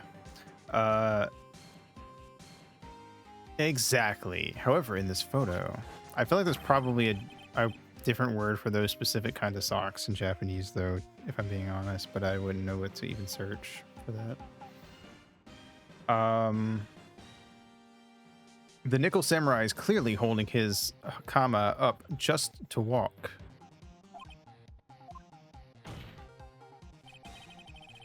There is only one explanation for this. The person inside this costume is clearly much shorter than the defendant.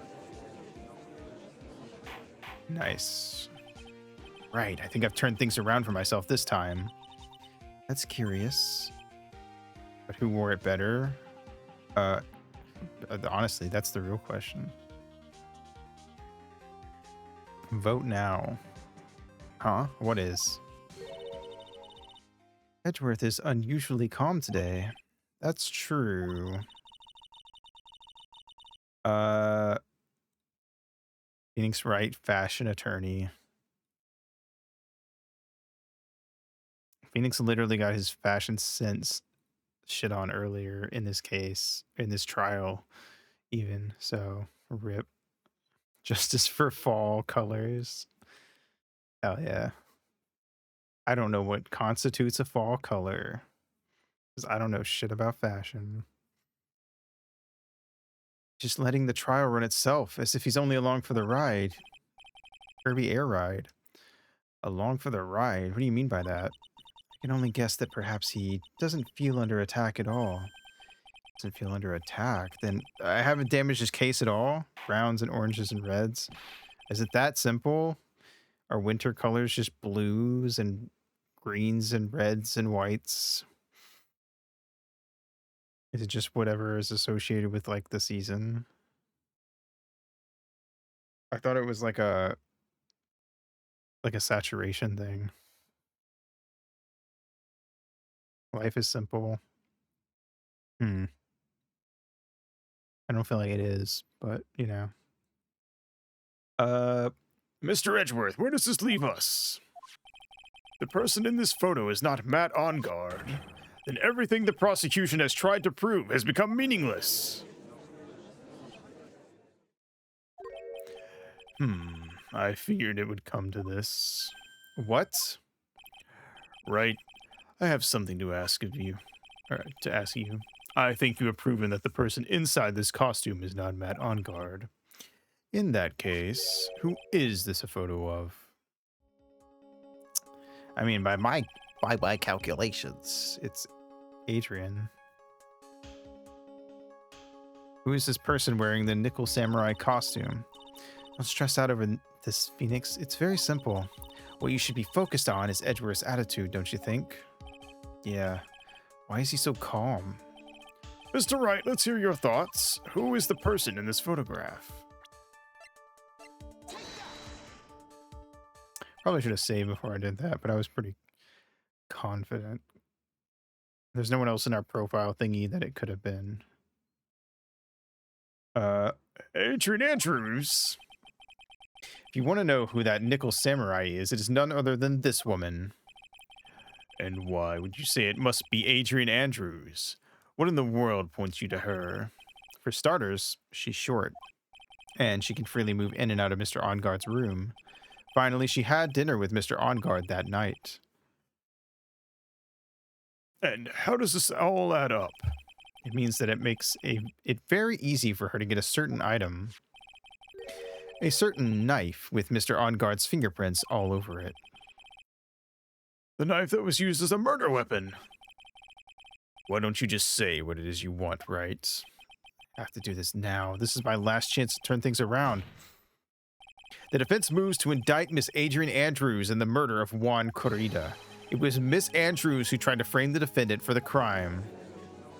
I mean, if we're going to get this done in one day, it has to be her. Order, order, order! But this also feels too easy. Like, up to this point, it seemed like it really had to be Adrian. But I just am not willing to believe that the final case in a Phoenix Wright game is just going to be this easy. There's either going to be a huge plot twist in like the overarching story stuff, or there's going to be a plot twist in the case. Looks like this trial has had a most unexpected development. Mr. Edgeworth. Yes, Your Honor. This court is issuing a subpoena for Miss Adrian Andrews. A verdict cannot be passed without first hearing her testimony. All right, this is it. This is kind of bad for us. Huh? What do you mean?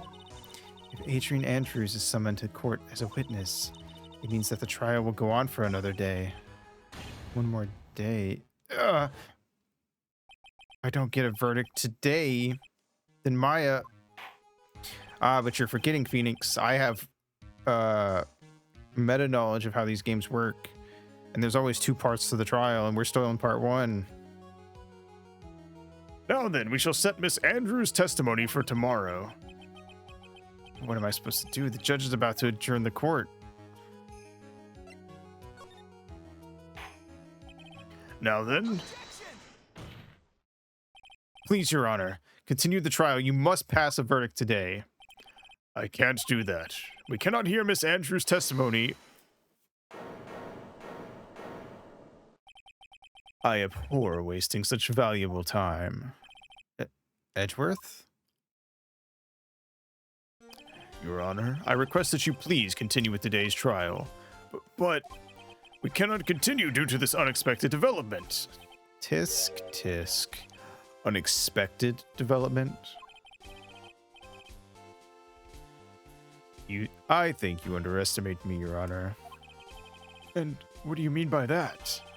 That Mr. Phoenix Wright would slave his way to subpoenaing Miss Adrian Andrews is all happening according to plan, even if Wright was a bit slow to catch on. What? Remember in the first case when I had the running bit of like saying I'm so and so steps ahead, making the number bigger every time? That's literally Edgeworth right now.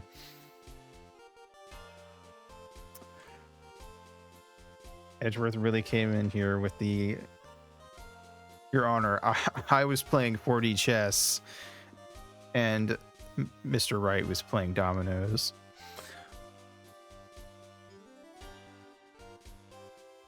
What is the meaning of your statement, Mr. Edgeworth? Miss Adrian Andrews is currently waiting in the prosecution's lobby. She is the next witness. Everything was planned out in advance by that man? Somehow, I knew there was no way Edgeworth would overlook Miss Andrews. Looks like this battle is far from over. Exactly. We are feeding right into his every whim. Edgeworth has us by the balls today. Very well. We will call the next witness. However, before we proceed, we shall take a 10-minute recess. Please prepare your witness in that time, Mr. Edgeworth. The court will now take a 10-minute recess.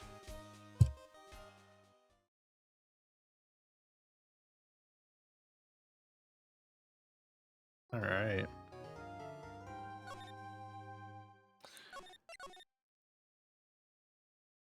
He is edge-worthy of that Phoenix, right? So true. March 22nd, 2:14 p.m. I almost said 2014. 2:14 p.m. at District Court. Defendant lobby number 3. Dude, I can't believe that Adrian. No way. Not cool and collected Adrian Andrews. 20:14 p.m. That would be 8:14 p.m. She's your manager. It would have been very easy for her to pull this off. The only person who had easy access to the knife you used at dinner was, well, her. So, after the ceremony, during the break, huh? I was sleeping like a log the entire time. See, she could have also easily planted that bloody covered button in your hakama. But how would she get the costume off of him? That's the hard part here.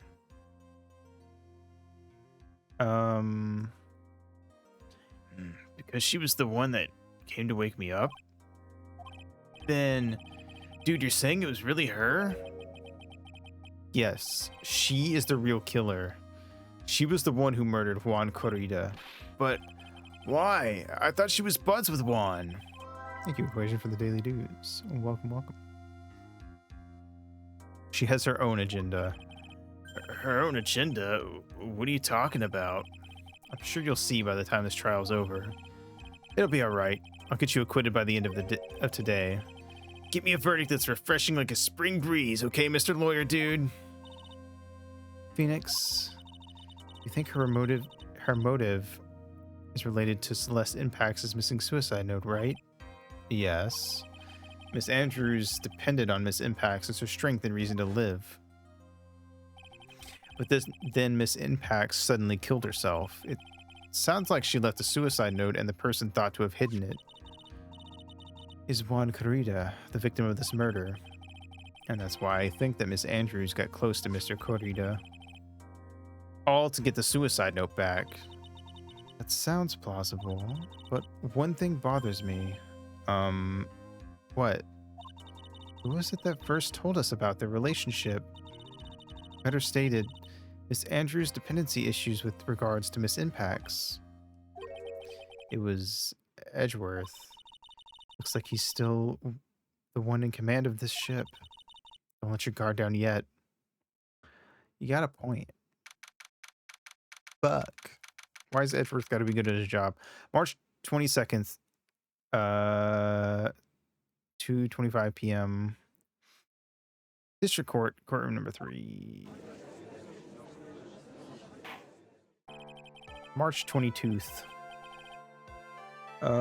Court will now reconvene. Now then, Mr. Edgeworth, if you please. The prosecution calls the witness subpoenaed by this court, Miss Adrian Andrews, the person who discovered the crime in Mr. Juan Corrida's room. She's got that card. The card that we also found when we were playing as Maya for the, 12 seconds.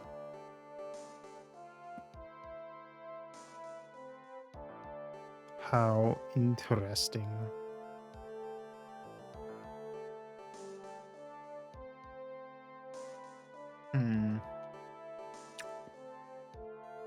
What is your occupation? I am the manager of the defendant in this case, Mr. Matt Ongard. I see. Now then. Before we begin, Your Honor, I have one request. Yes, sure. What is it? I'm sure everyone in this room is wondering the same thing, and would love to find out more about my relationship with the victim. After all, it was the topic of a certain weekly magazine recently.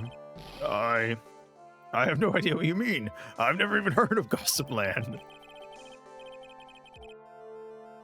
The judge was ever a prosecution witness. He'd do all my work for me. Anyway, I was wondering if you could please tell us about your relation to the victim. Yes, I was seeing Mr. Corrida. I was also aware of the rivalry that existed between Matt and Juan. But this was a private matter between Juan and myself. So it was a fry and bait matter. Or was that bait and fry? Reminds me of fishing. But I didn't kill him. No one is accusing you of that. I think there's someone who would beg to differ. I think we all understand your relationship with the victim now, Miss Andrews. Very well then. Witness, please testify to the court about what happened when you discovered the murder that had taken place. When I found the body. It was time for the show to start, so I went to get Matt from his room. After that, I went to Juan's room. And there was his dead body. I was in shock. What I saw was, naturally, the exact same scene as in the crime scene photo. I felt as though I was about to faint, so I poured myself a glass of juice.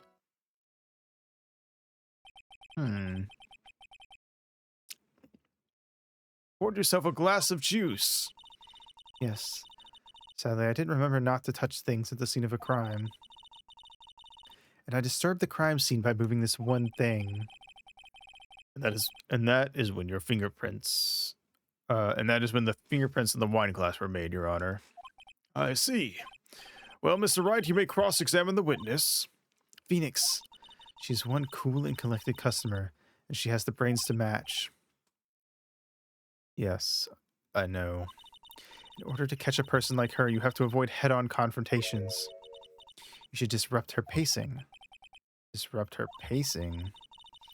She's the type of woman who is easily thrown off by things inconsistent with her thinking, so you have to attack when she least expects it. The instant you let up on your offense is the instant this trial is over. Understand? Hmm. It was around time for the show to start, so I went to get Matt from his room. And that is when Mr. On and what was Mr. On Guard doing at the time? He was taking a nap. He was worn out from his mini performance as the Nickel Samurai during the ceremony. Mr. On Guard did say he was taking a nap. Then I guess you could say it could not have been taken out of his room. Yes. Her weak point is her elbow.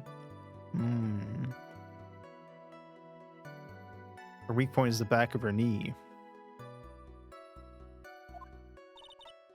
Excuse me? What are you? Right. I thought years of school would have taught you how to construct a sentence.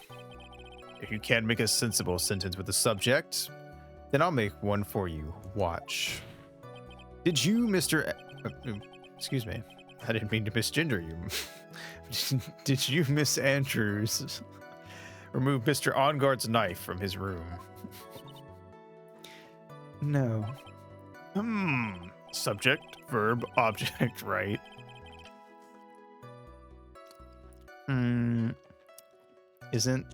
I think it's different in Japanese, isn't it?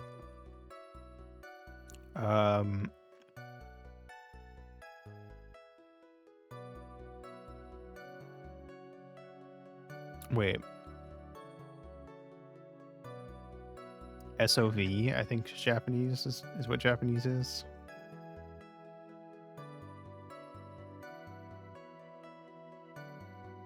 Yeah. Subject, object, verb in Japanese. I'm still warning my grandma.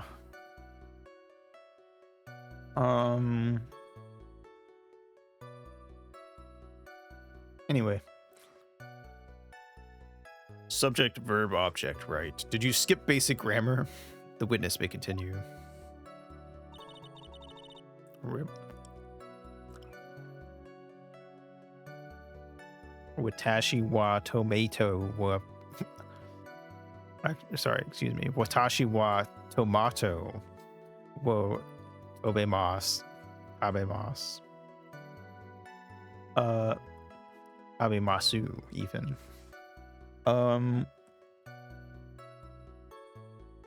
After that, I went to Juan's room. And there was... Oh, wait. Oh, shit.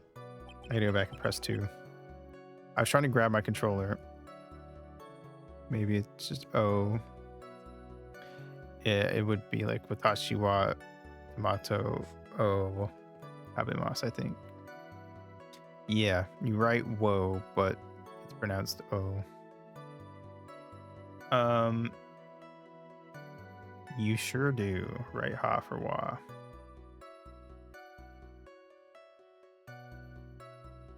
Which sucks because when I see the hiragana for ha, my instinct is to say that it's wa half the time. Because I'm used to seeing it in sentences where it's wa. You were in shock. What? Was I not supposed to be? Miss Andrews is a very calculating person. And despite how close they were, I doubt she had romantic feelings for Mr. Korida.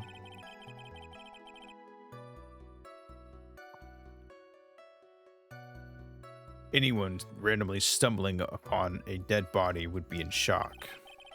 And you can't seriously expect that a young beauty like her would not be shocked.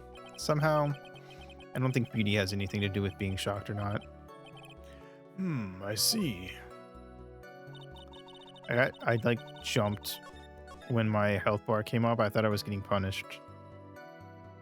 Reminded that Captain Dissolution is doing a Scott Pilgrim vs. the World movie club next. Oh, really? Interesting. What, in like a Discord or something? I mean, I watched Captain Disillusion, but I'm not like in their Discord or anything. Bam.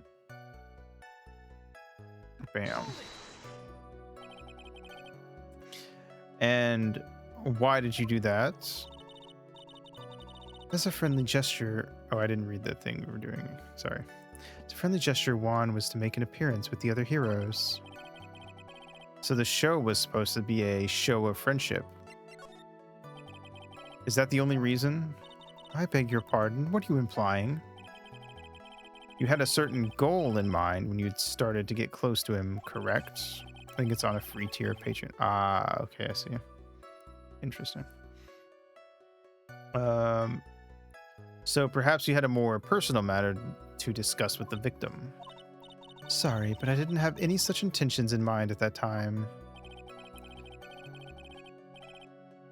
Can't get her to talk without a strong piece of evidence, I guess. Oh, I see. Interesting. I don't know Digital Spaghetti. Okay, we continue now. Witness, What did you see when you got to his room? Okay, that's the one we pressed before, so we don't need to do it again. What I saw was naturally the exact same scene as in the crime scene photo. This is the photo you're referring to, correct? Yes, the one with the knife lodged in his chest. And the guitar case was like this too. Yes, it was open and empty, of course.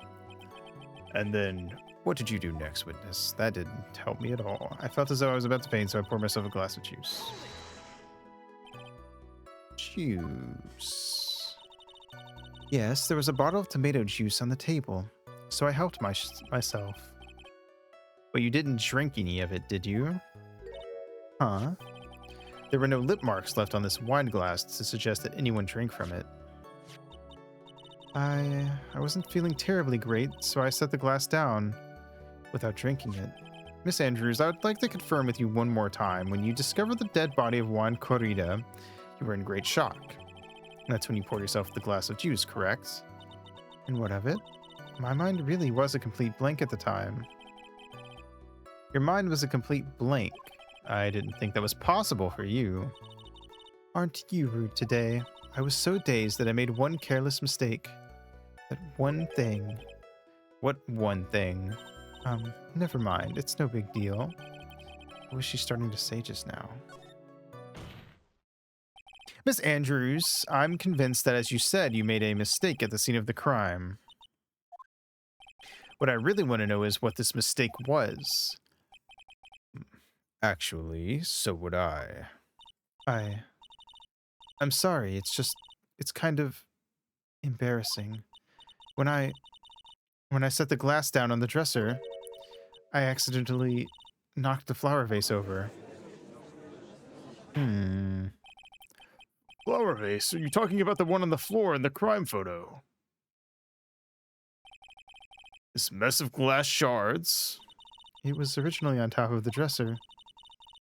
But when I bumped into it with my elbow, it fell onto the guitar case. That's why the guitar case is wet? Why would you withhold such an important piece of information? I'm sorry. I thought that since the crime scene was already in disarray, that people would simply assume the vase was just another part of the mess. Looks like yet another fact has come to light here. Please add this and anything else you have to reveal to your testimony. I'm sorry, but I have nothing more to add. I didn't touch anything else.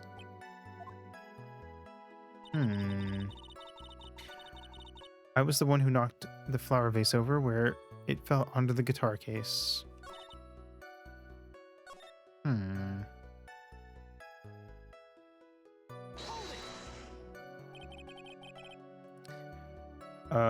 What kind of flower vase was it?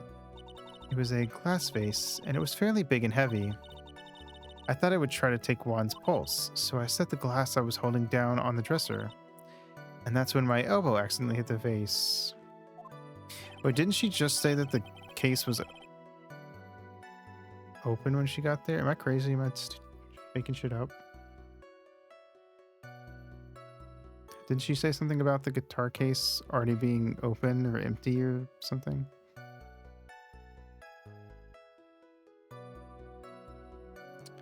Because if the glass fell in the guitar case, or the vase fell in the guitar case, and it was open, the water would be in the inside, not the outside.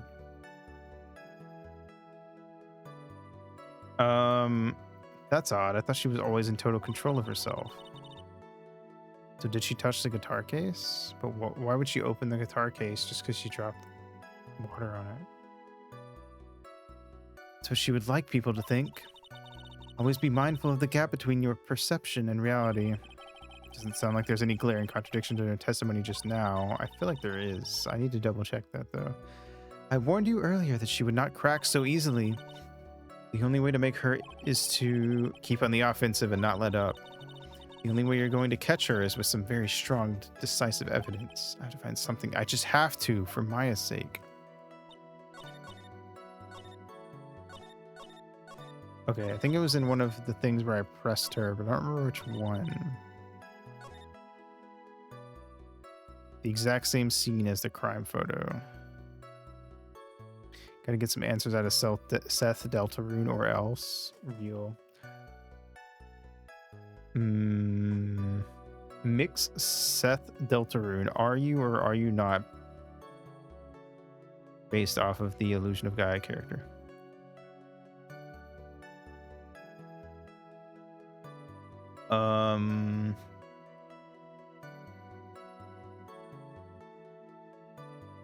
Let me skim through this real quick. Hold on.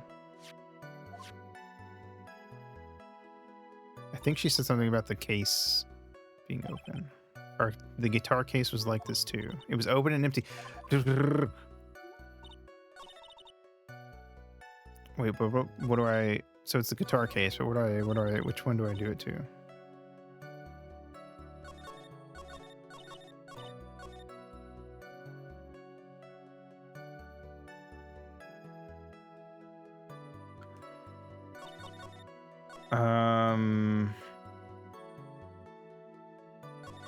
I was the one in October. Hadn't seen Illusion of Gaia. I know of it. I didn't know that about the Seth character until I heard people mentioning how similar Seth from Chapter 5 looks to the character from Illusion of Gaia. Wait, did I press it? Oh, I did. I meant to present. Sorry.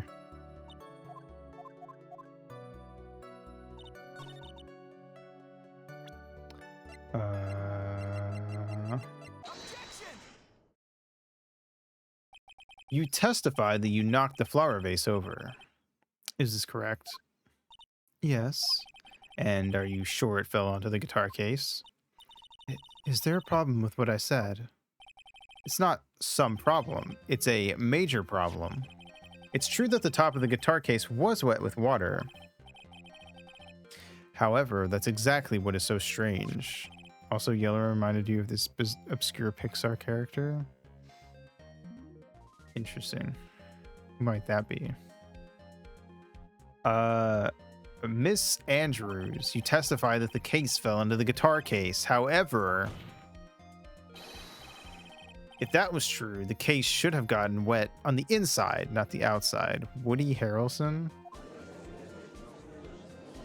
Sounds made up. I don't think it's a real character. That's very true. Furthermore, that's what I was saying, Phoenix. There is one other strange thing about this guitar case. What is that? Let's take another look at the crime scene photo. The remains of the vase are scattered on the floor. And what is wrong with that?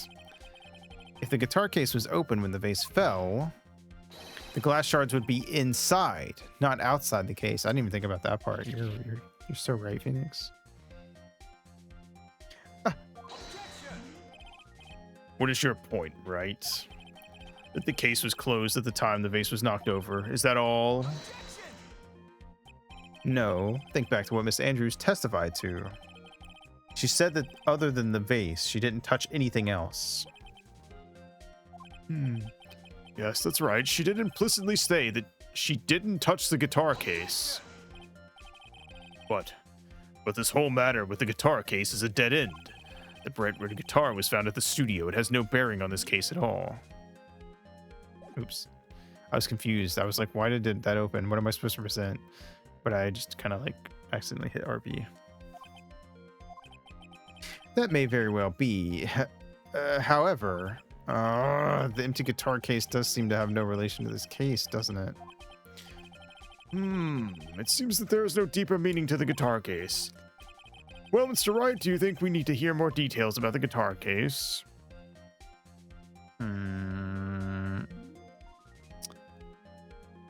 There's something fishy going on here. Make her testify. Like the criminal she is. Thanks really ended that sentence with, however. It do be like that. The empty guitar case. I believe this is a crucial piece of the puzzle. I can't believe anyone would reach for straws like this, but it is you. They don't call him Phoenix Short Straw Wright for nothing. Can't believe I'm doing this either. All right, I'll follow along for now. Miss Andrews, please testify to the court about the guitar case. Yes, Your Honor.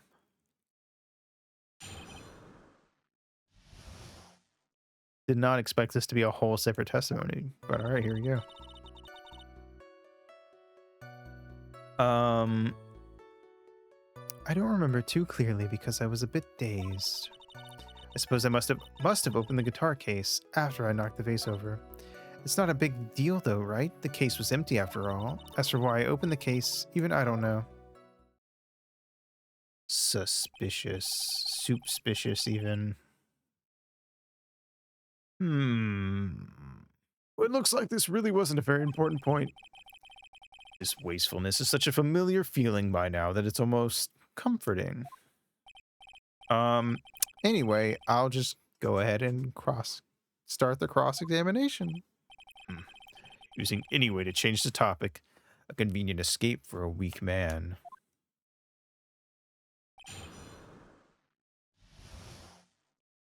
The guitar case. I don't remember too clearly because I was a bit dazed.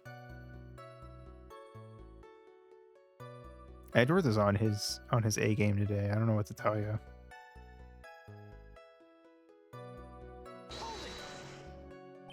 During your testimony just now, did you remember those events clearly in your mind? Well, you see. Are you sure you are the one who opened the guitar case? She's waiting for someone to tell her if she should answer or not. Sounds like her dependent side is taking over. I don't care enough about grammar, TBH, to like pick up on weird sentence endings. Well, Miss Andrews. Yes, it was me.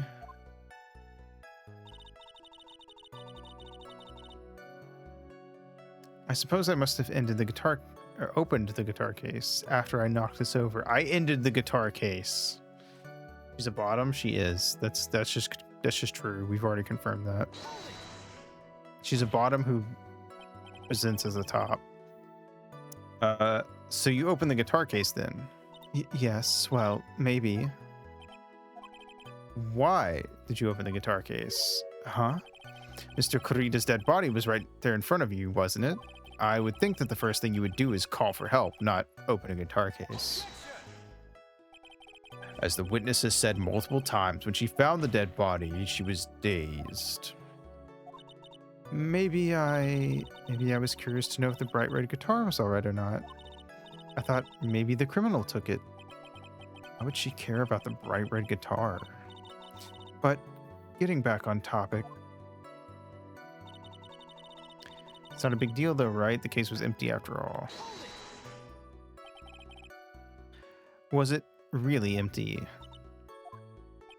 I was just wondering if maybe when you opened the case, the guitar was still inside. How long have you been a lawyer, Mr. Wright? Have a little professionalism. Bright red guitar was found at the studio. These trials would be over in half the time if you would just pay attention. Yes, pay attention, Mr. Wright. Sorry. As for why I opened the case, even I don't know. Was that because you were shocked and dazed at discovering the victim's body? Yes, that's probably it. I'm not gonna get anywhere if I continue pressing her like this. The only way to make her talk is with evidence. I guess I should give it a try. Lock the fuck in, right? Come on, Phoenix, we can't afford to let her up on her now. I wasn't planning on letting up, but she's at her weakest now, so this is our chance. Yeah, if we had a weapon to hit her with. I'm sure a weapon is hiding somewhere in the court record, waiting to be found.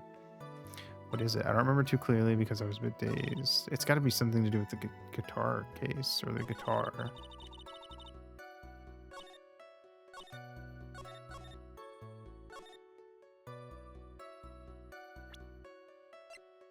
We only have the case. We don't have the guitar itself.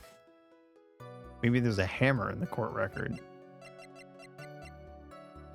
Maybe.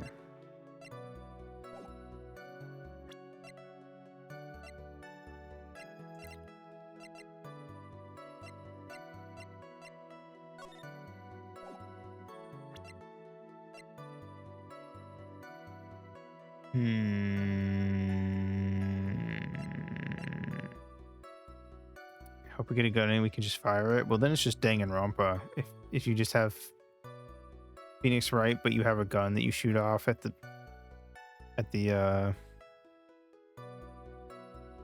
people you're interrogating. It says it's only got Kurita's fingerprints though.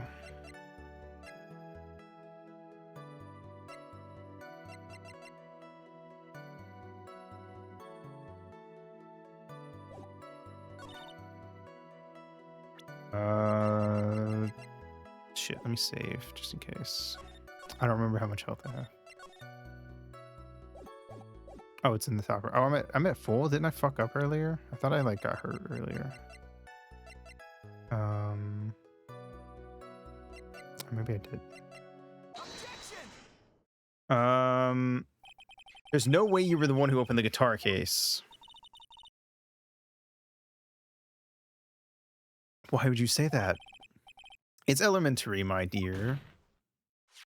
Because the only fingerprints on this guitar case are those of the victim. Okay, I was right. Cool.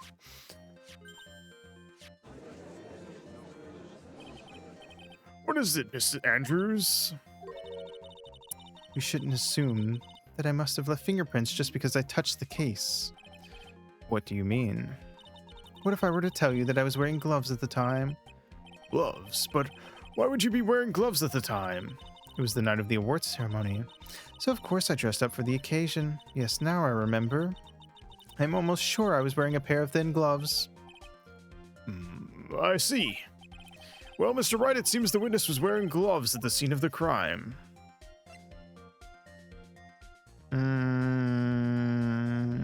It seems a little too convenient, though.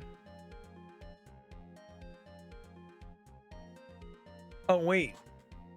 But if she was wearing gloves, can we tie that back to the nickel samurai outfit?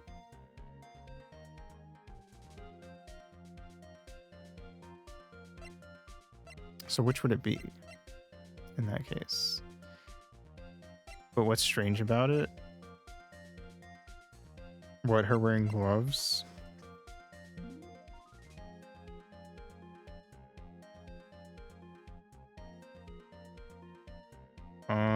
I mean, I guess in the photos she wasn't wearing gloves.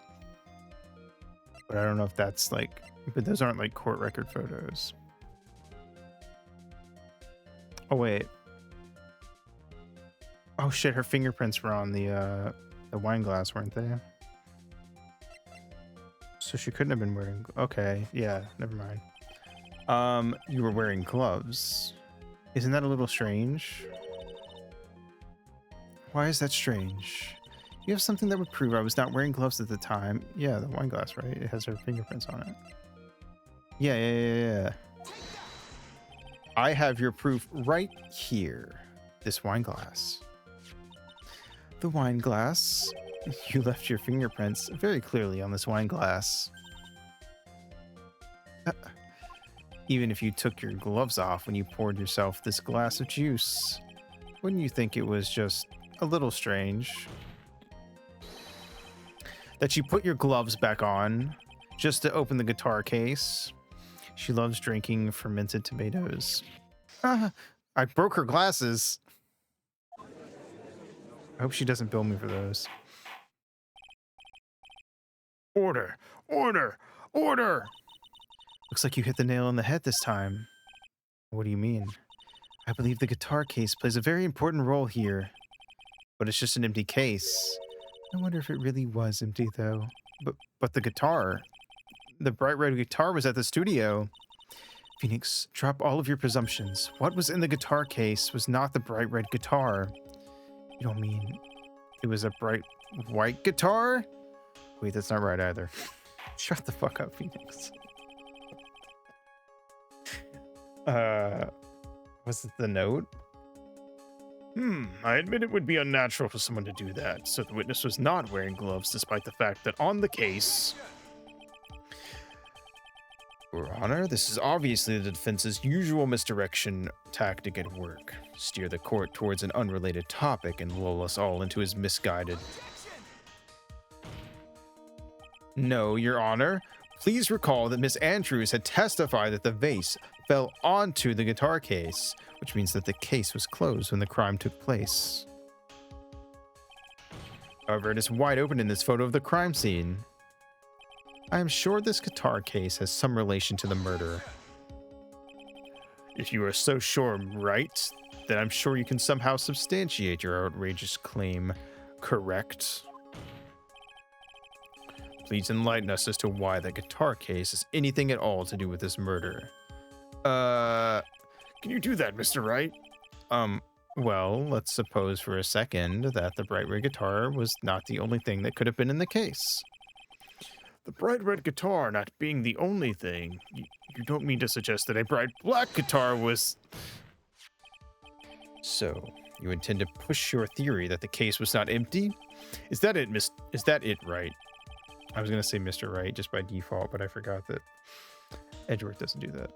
I wouldn't say something I didn't intend to prove. Deflate that head of yours. You haven't proven anything yet. Now then, let's have it. What was inside the case at the time of the murder?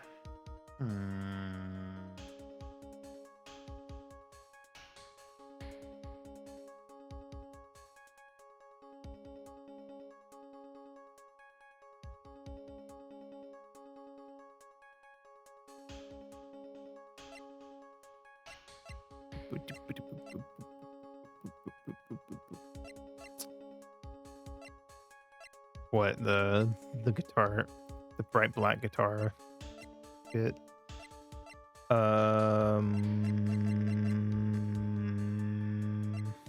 What was inside?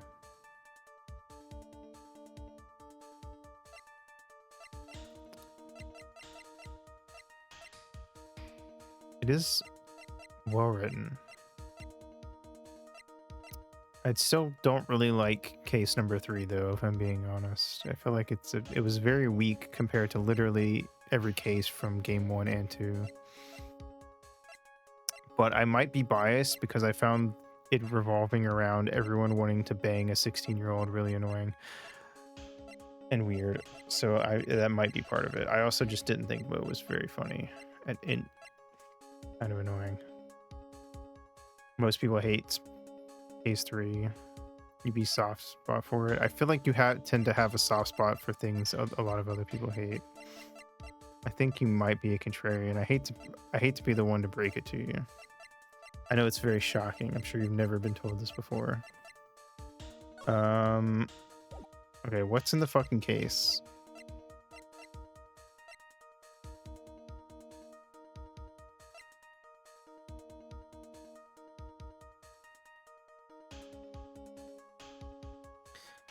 To be fair, Acro's stuff was very cool. But there were very large chunks of case 3 that I just found like annoying. And I think a big part of it was just the fact that I didn't like that it revolved.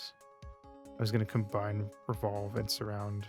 It revolved around multiple characters being super attracted to this 16-year-old girl. No, no, no, no, no, no, no, no, no, no, no, no. I'm a hipster. Big deal. Ah, you're right. You're right. I'm sorry. I'm sorry.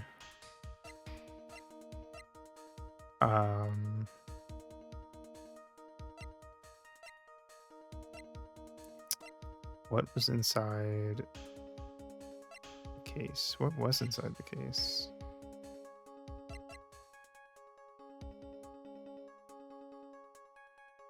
It was the puppet who liked the girl. If we literally didn't have a whole thing in chapter 2 where spirit channeling being a real thing,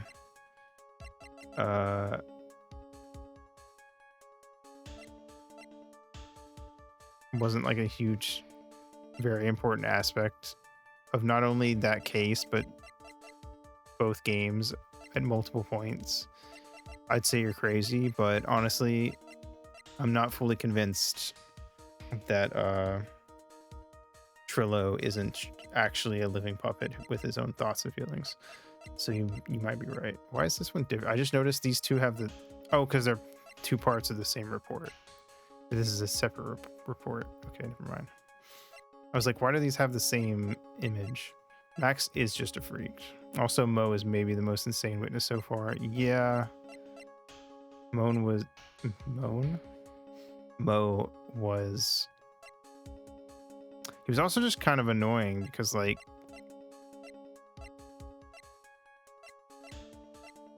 He was annoying to cross-examine because... You know, he didn't take the whole act of being a witness very seriously. YouTube poops the... He does do that. That is true. Let's see. It wouldn't be the knife. That wouldn't make any sense, right? Why would the knife be in the guitar case? The suicide reports weren't in there because that wouldn't make any sense. Those were at the police station. The button? Why would the button be in there, though? Was it the camera? But no, because...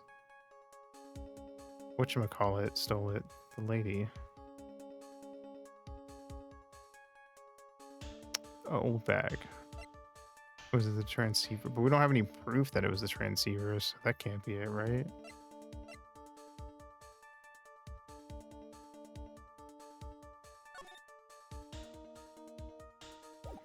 Okay, I don't think it was that photo. But it has to... It's not a profile, so it has to be a piece of evidence.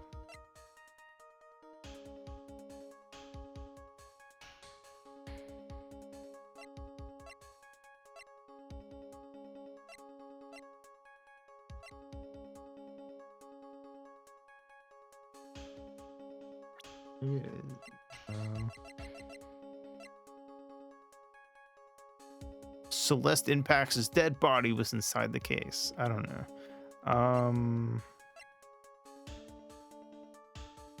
Okay, let me look at everything. Okay, Nickel Samurai. This is the photo of just the Nickel Samurai. I mean, I guess technically it could have been in there, but why would she take it out though? Or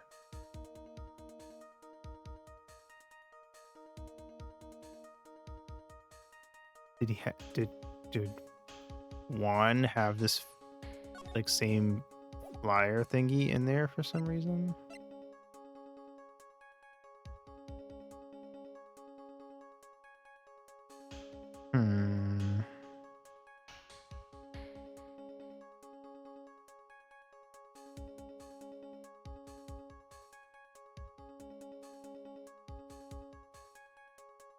That would be weird. But I guess it's possible. It's the only one that makes any, like, I don't know, like I could see them maybe explaining how that makes sense.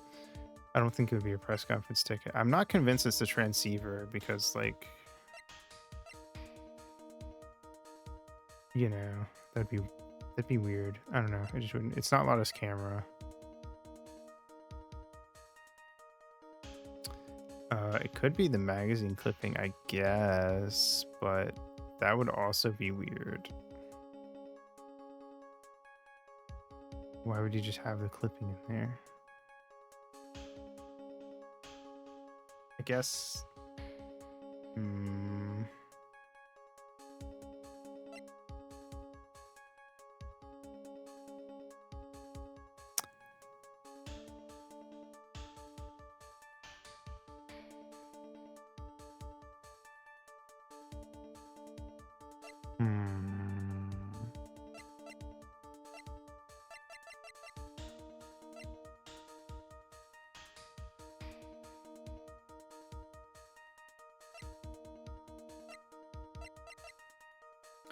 Her with a scarf and stabbed by a knife.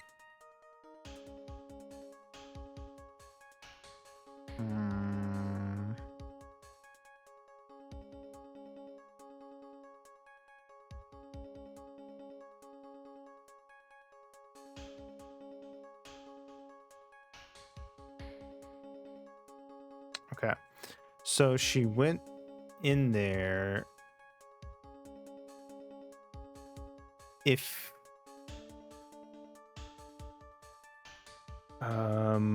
we're to go with what I was saying before, that she was the one who killed him in the costume, but how did she get? Did she not have the costume on before she got there?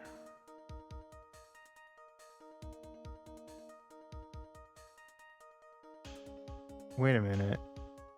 Wait a minute. Didn't Matt say... Did it say? Because the Nickel Samurai conference was supposed to have... Didn't Matt say that he didn't know anything about it? And even... Andrews said she only knew, like... She didn't know all the details. And she went there... And she wasn't wearing gloves when she got there. But that has to have been her leaving in the was the costume in there? Why did he have his costume though? Or I guess he had a... Was Juan gonna do the conference as the Nickel Samurai? But why?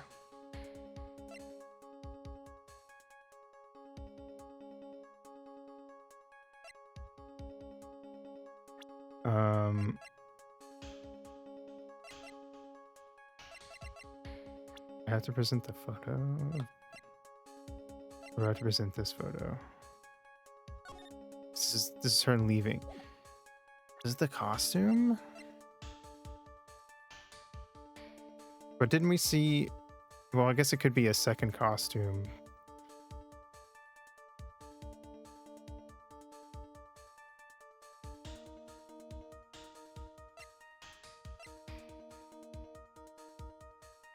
That would explain how she came in and got her fingerprints on stuff, but also left in the costume.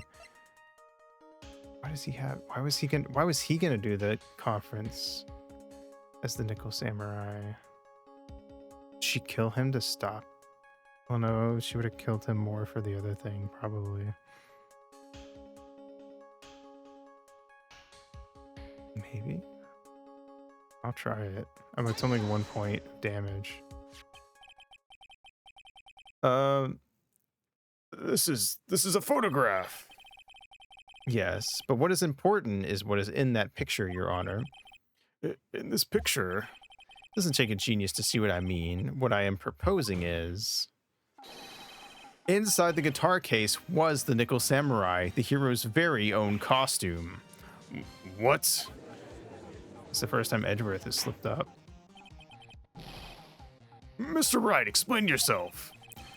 Right. Are you saying that the witness opened the guitar case to take out a costume? What insane point would there be to doing something like that? That insane point would be to wear the costume, of course. Miss Andrews put it on to hide her identity so she could make her escape. After all, you couldn't let anyone see you leave, could you, Miss Andrews? I refuse to accept your theory. Do you have anything to support such preposterous idea? Just outside the door was an investigative photographer who was starving for a big scoop. And in the end, she managed to get this shot, correct? You mean this photo? Order! Order! It looks like we've wandered into quite another mess again, haven't we? Nice job, Phoenix. Well, you know my strategy. Speak first, think later. So the real murderer was hiding inside a costume. Wait 1 second, Your Honor. The Nickel Samurai's costume would have been Mr. Matt Onguard's. Why would something of the defendant's be in the victim's room and inside the guitar case of all places? True. That is a little baffling. Mr. Wright, the court would like to hear your thoughts. What was the Nickel Samurai costume doing inside the guitar case? I think it being a spare costume is the more likely thing. Or a replica. Mr. Onguard did not take his costume off during the break period. In that case, the costume we were talking about was a spare one. What?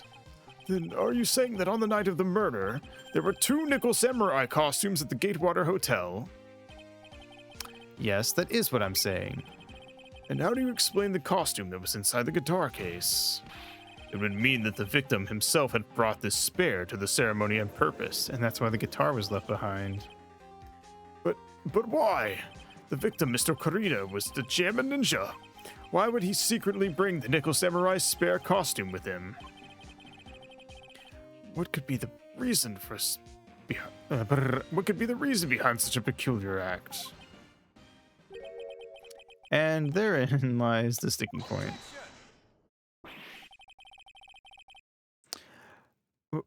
What are you mumbling to yourself about now? Have you just been rambling all this time without any sense of inner monologue? Huh? No, I just... Mr. Wright, please explain yourself. Why do you think the victim had the Nickel Samurai's spare costume? Phoenix, are you sure you can explain this one? Think carefully before you answer. And then answer with gusto. I believe in you. It's the conference, right? Alright, this is what I think. The reason the victim brought the Nickel Samurai's spare costume to the hotel was the conference. What is this? On the night of the murder, after the stage show, the Nickel Samurai was going to hold a special press conference. A press conference? Yes, the Nickel Samurai was supposed to confess something at this conference. I heard about this as well. For once, you're not making something up, right? But what struck me as strange was that Mr. Onguard himself said he had no idea he was supposed to be holding a press conference that night. But how can that be? The way I see it, that can mean only one thing. The conference was set up by none other than the victim, Mr. Juan Corrida himself. The victim? Yes. The spare Nickel Samurai costume was prepared for that very conference. Mr. Corrida was going to hold the press conference as the Nickel Samurai.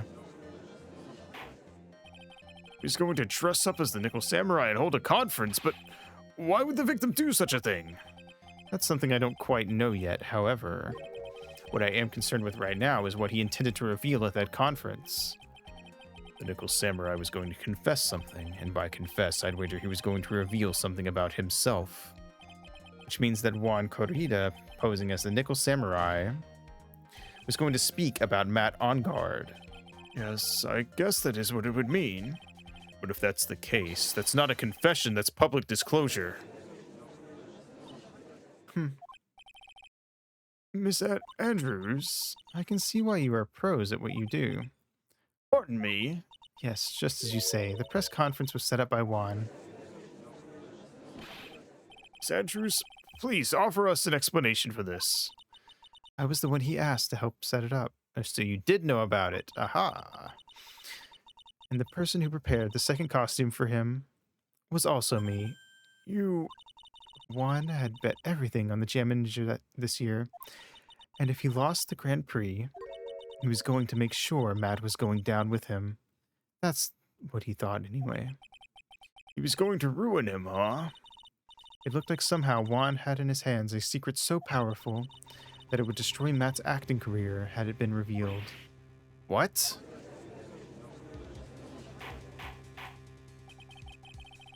And do you know what this secret of Mr. On Guard's is, Miss Andrews?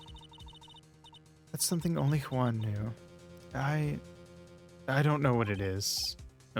I see.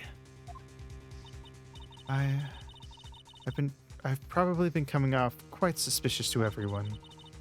But that's to be expected. I've been trying to protect Matt, after all. Protect Mr. On Guard? And yet again, another strange bit of truth comes to light, it seems. Miss Andrews, if you could, please tell us the truth about your behavior. Yes, Your Honor, I understand. Protecting Matt. From the moment I saw the crime scene, I had a feeling that Matt was the murderer. Matt had to kill Juan no matter what. And he didn't have an alibi for what he was doing at the time of the murder. My thoughts were confirmed by the evidence, of course, the button and the knife. But I'm Matt's manager, so I felt that I had to protect him. This does account for everything. Well, I am the logical type. We're finally seeing her true self. She's more nervous than a scared rabbit. The defense can find no fault with his testimony. I am ready to make a ruling. Please keep that in mind as you cross-examine Mr. Wright. Looks like somehow everything has swung to the opposite end of the scale again. That just means I have to put my weight into this and turn her logic upside down. All right, we're going to stop here. We will cross-examine her next time.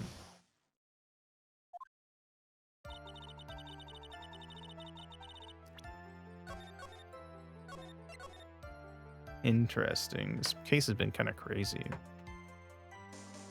All right, cool. Well, that's it for today. What a case, indeed. Tomorrow we're gonna play Forest and what was it? Isles of Sea and Sky? No, I did the Wolf Wears Red. That's what the other game I did was. They're two itch.io games. One's like an adventure. I think one's like a short point and click adventure, and one's a visual novel. If they're super short, I may grab a third one in case. We'll see. Did I see? What did I see? Maybe potentially.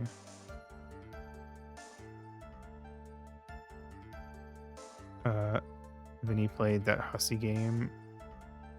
What the whatchamacallit? Oh, that game. Okay, I did not see it. Sounds fun though. Yeah. So I was like thinking of Cyclonials at first, and I was like, wait, that's not an itch.io game.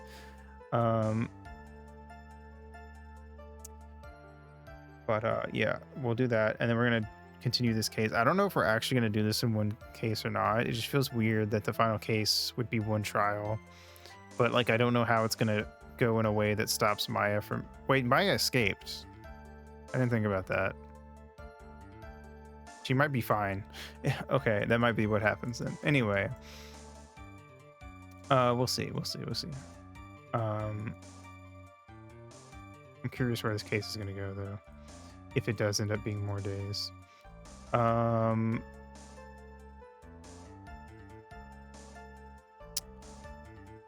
Yeah, that's gonna be more of that on Thursday. Friday we're starting in Stars and Time, and then Sunday, sorry, we might be finishing this game up. If not, we'll finish it up next week. One day I will trouble a cosmos, mayhaps. Someday, a far galaxy far, far away.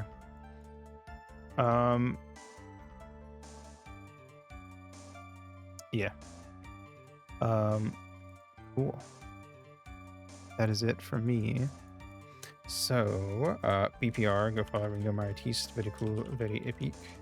And here's a message for anyone who wants to do that. And I will go see if I can find somebody to raid.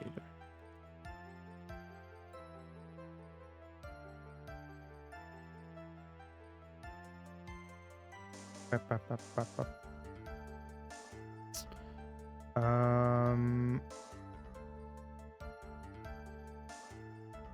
Freya is playing Layton Brothers Mystery Room.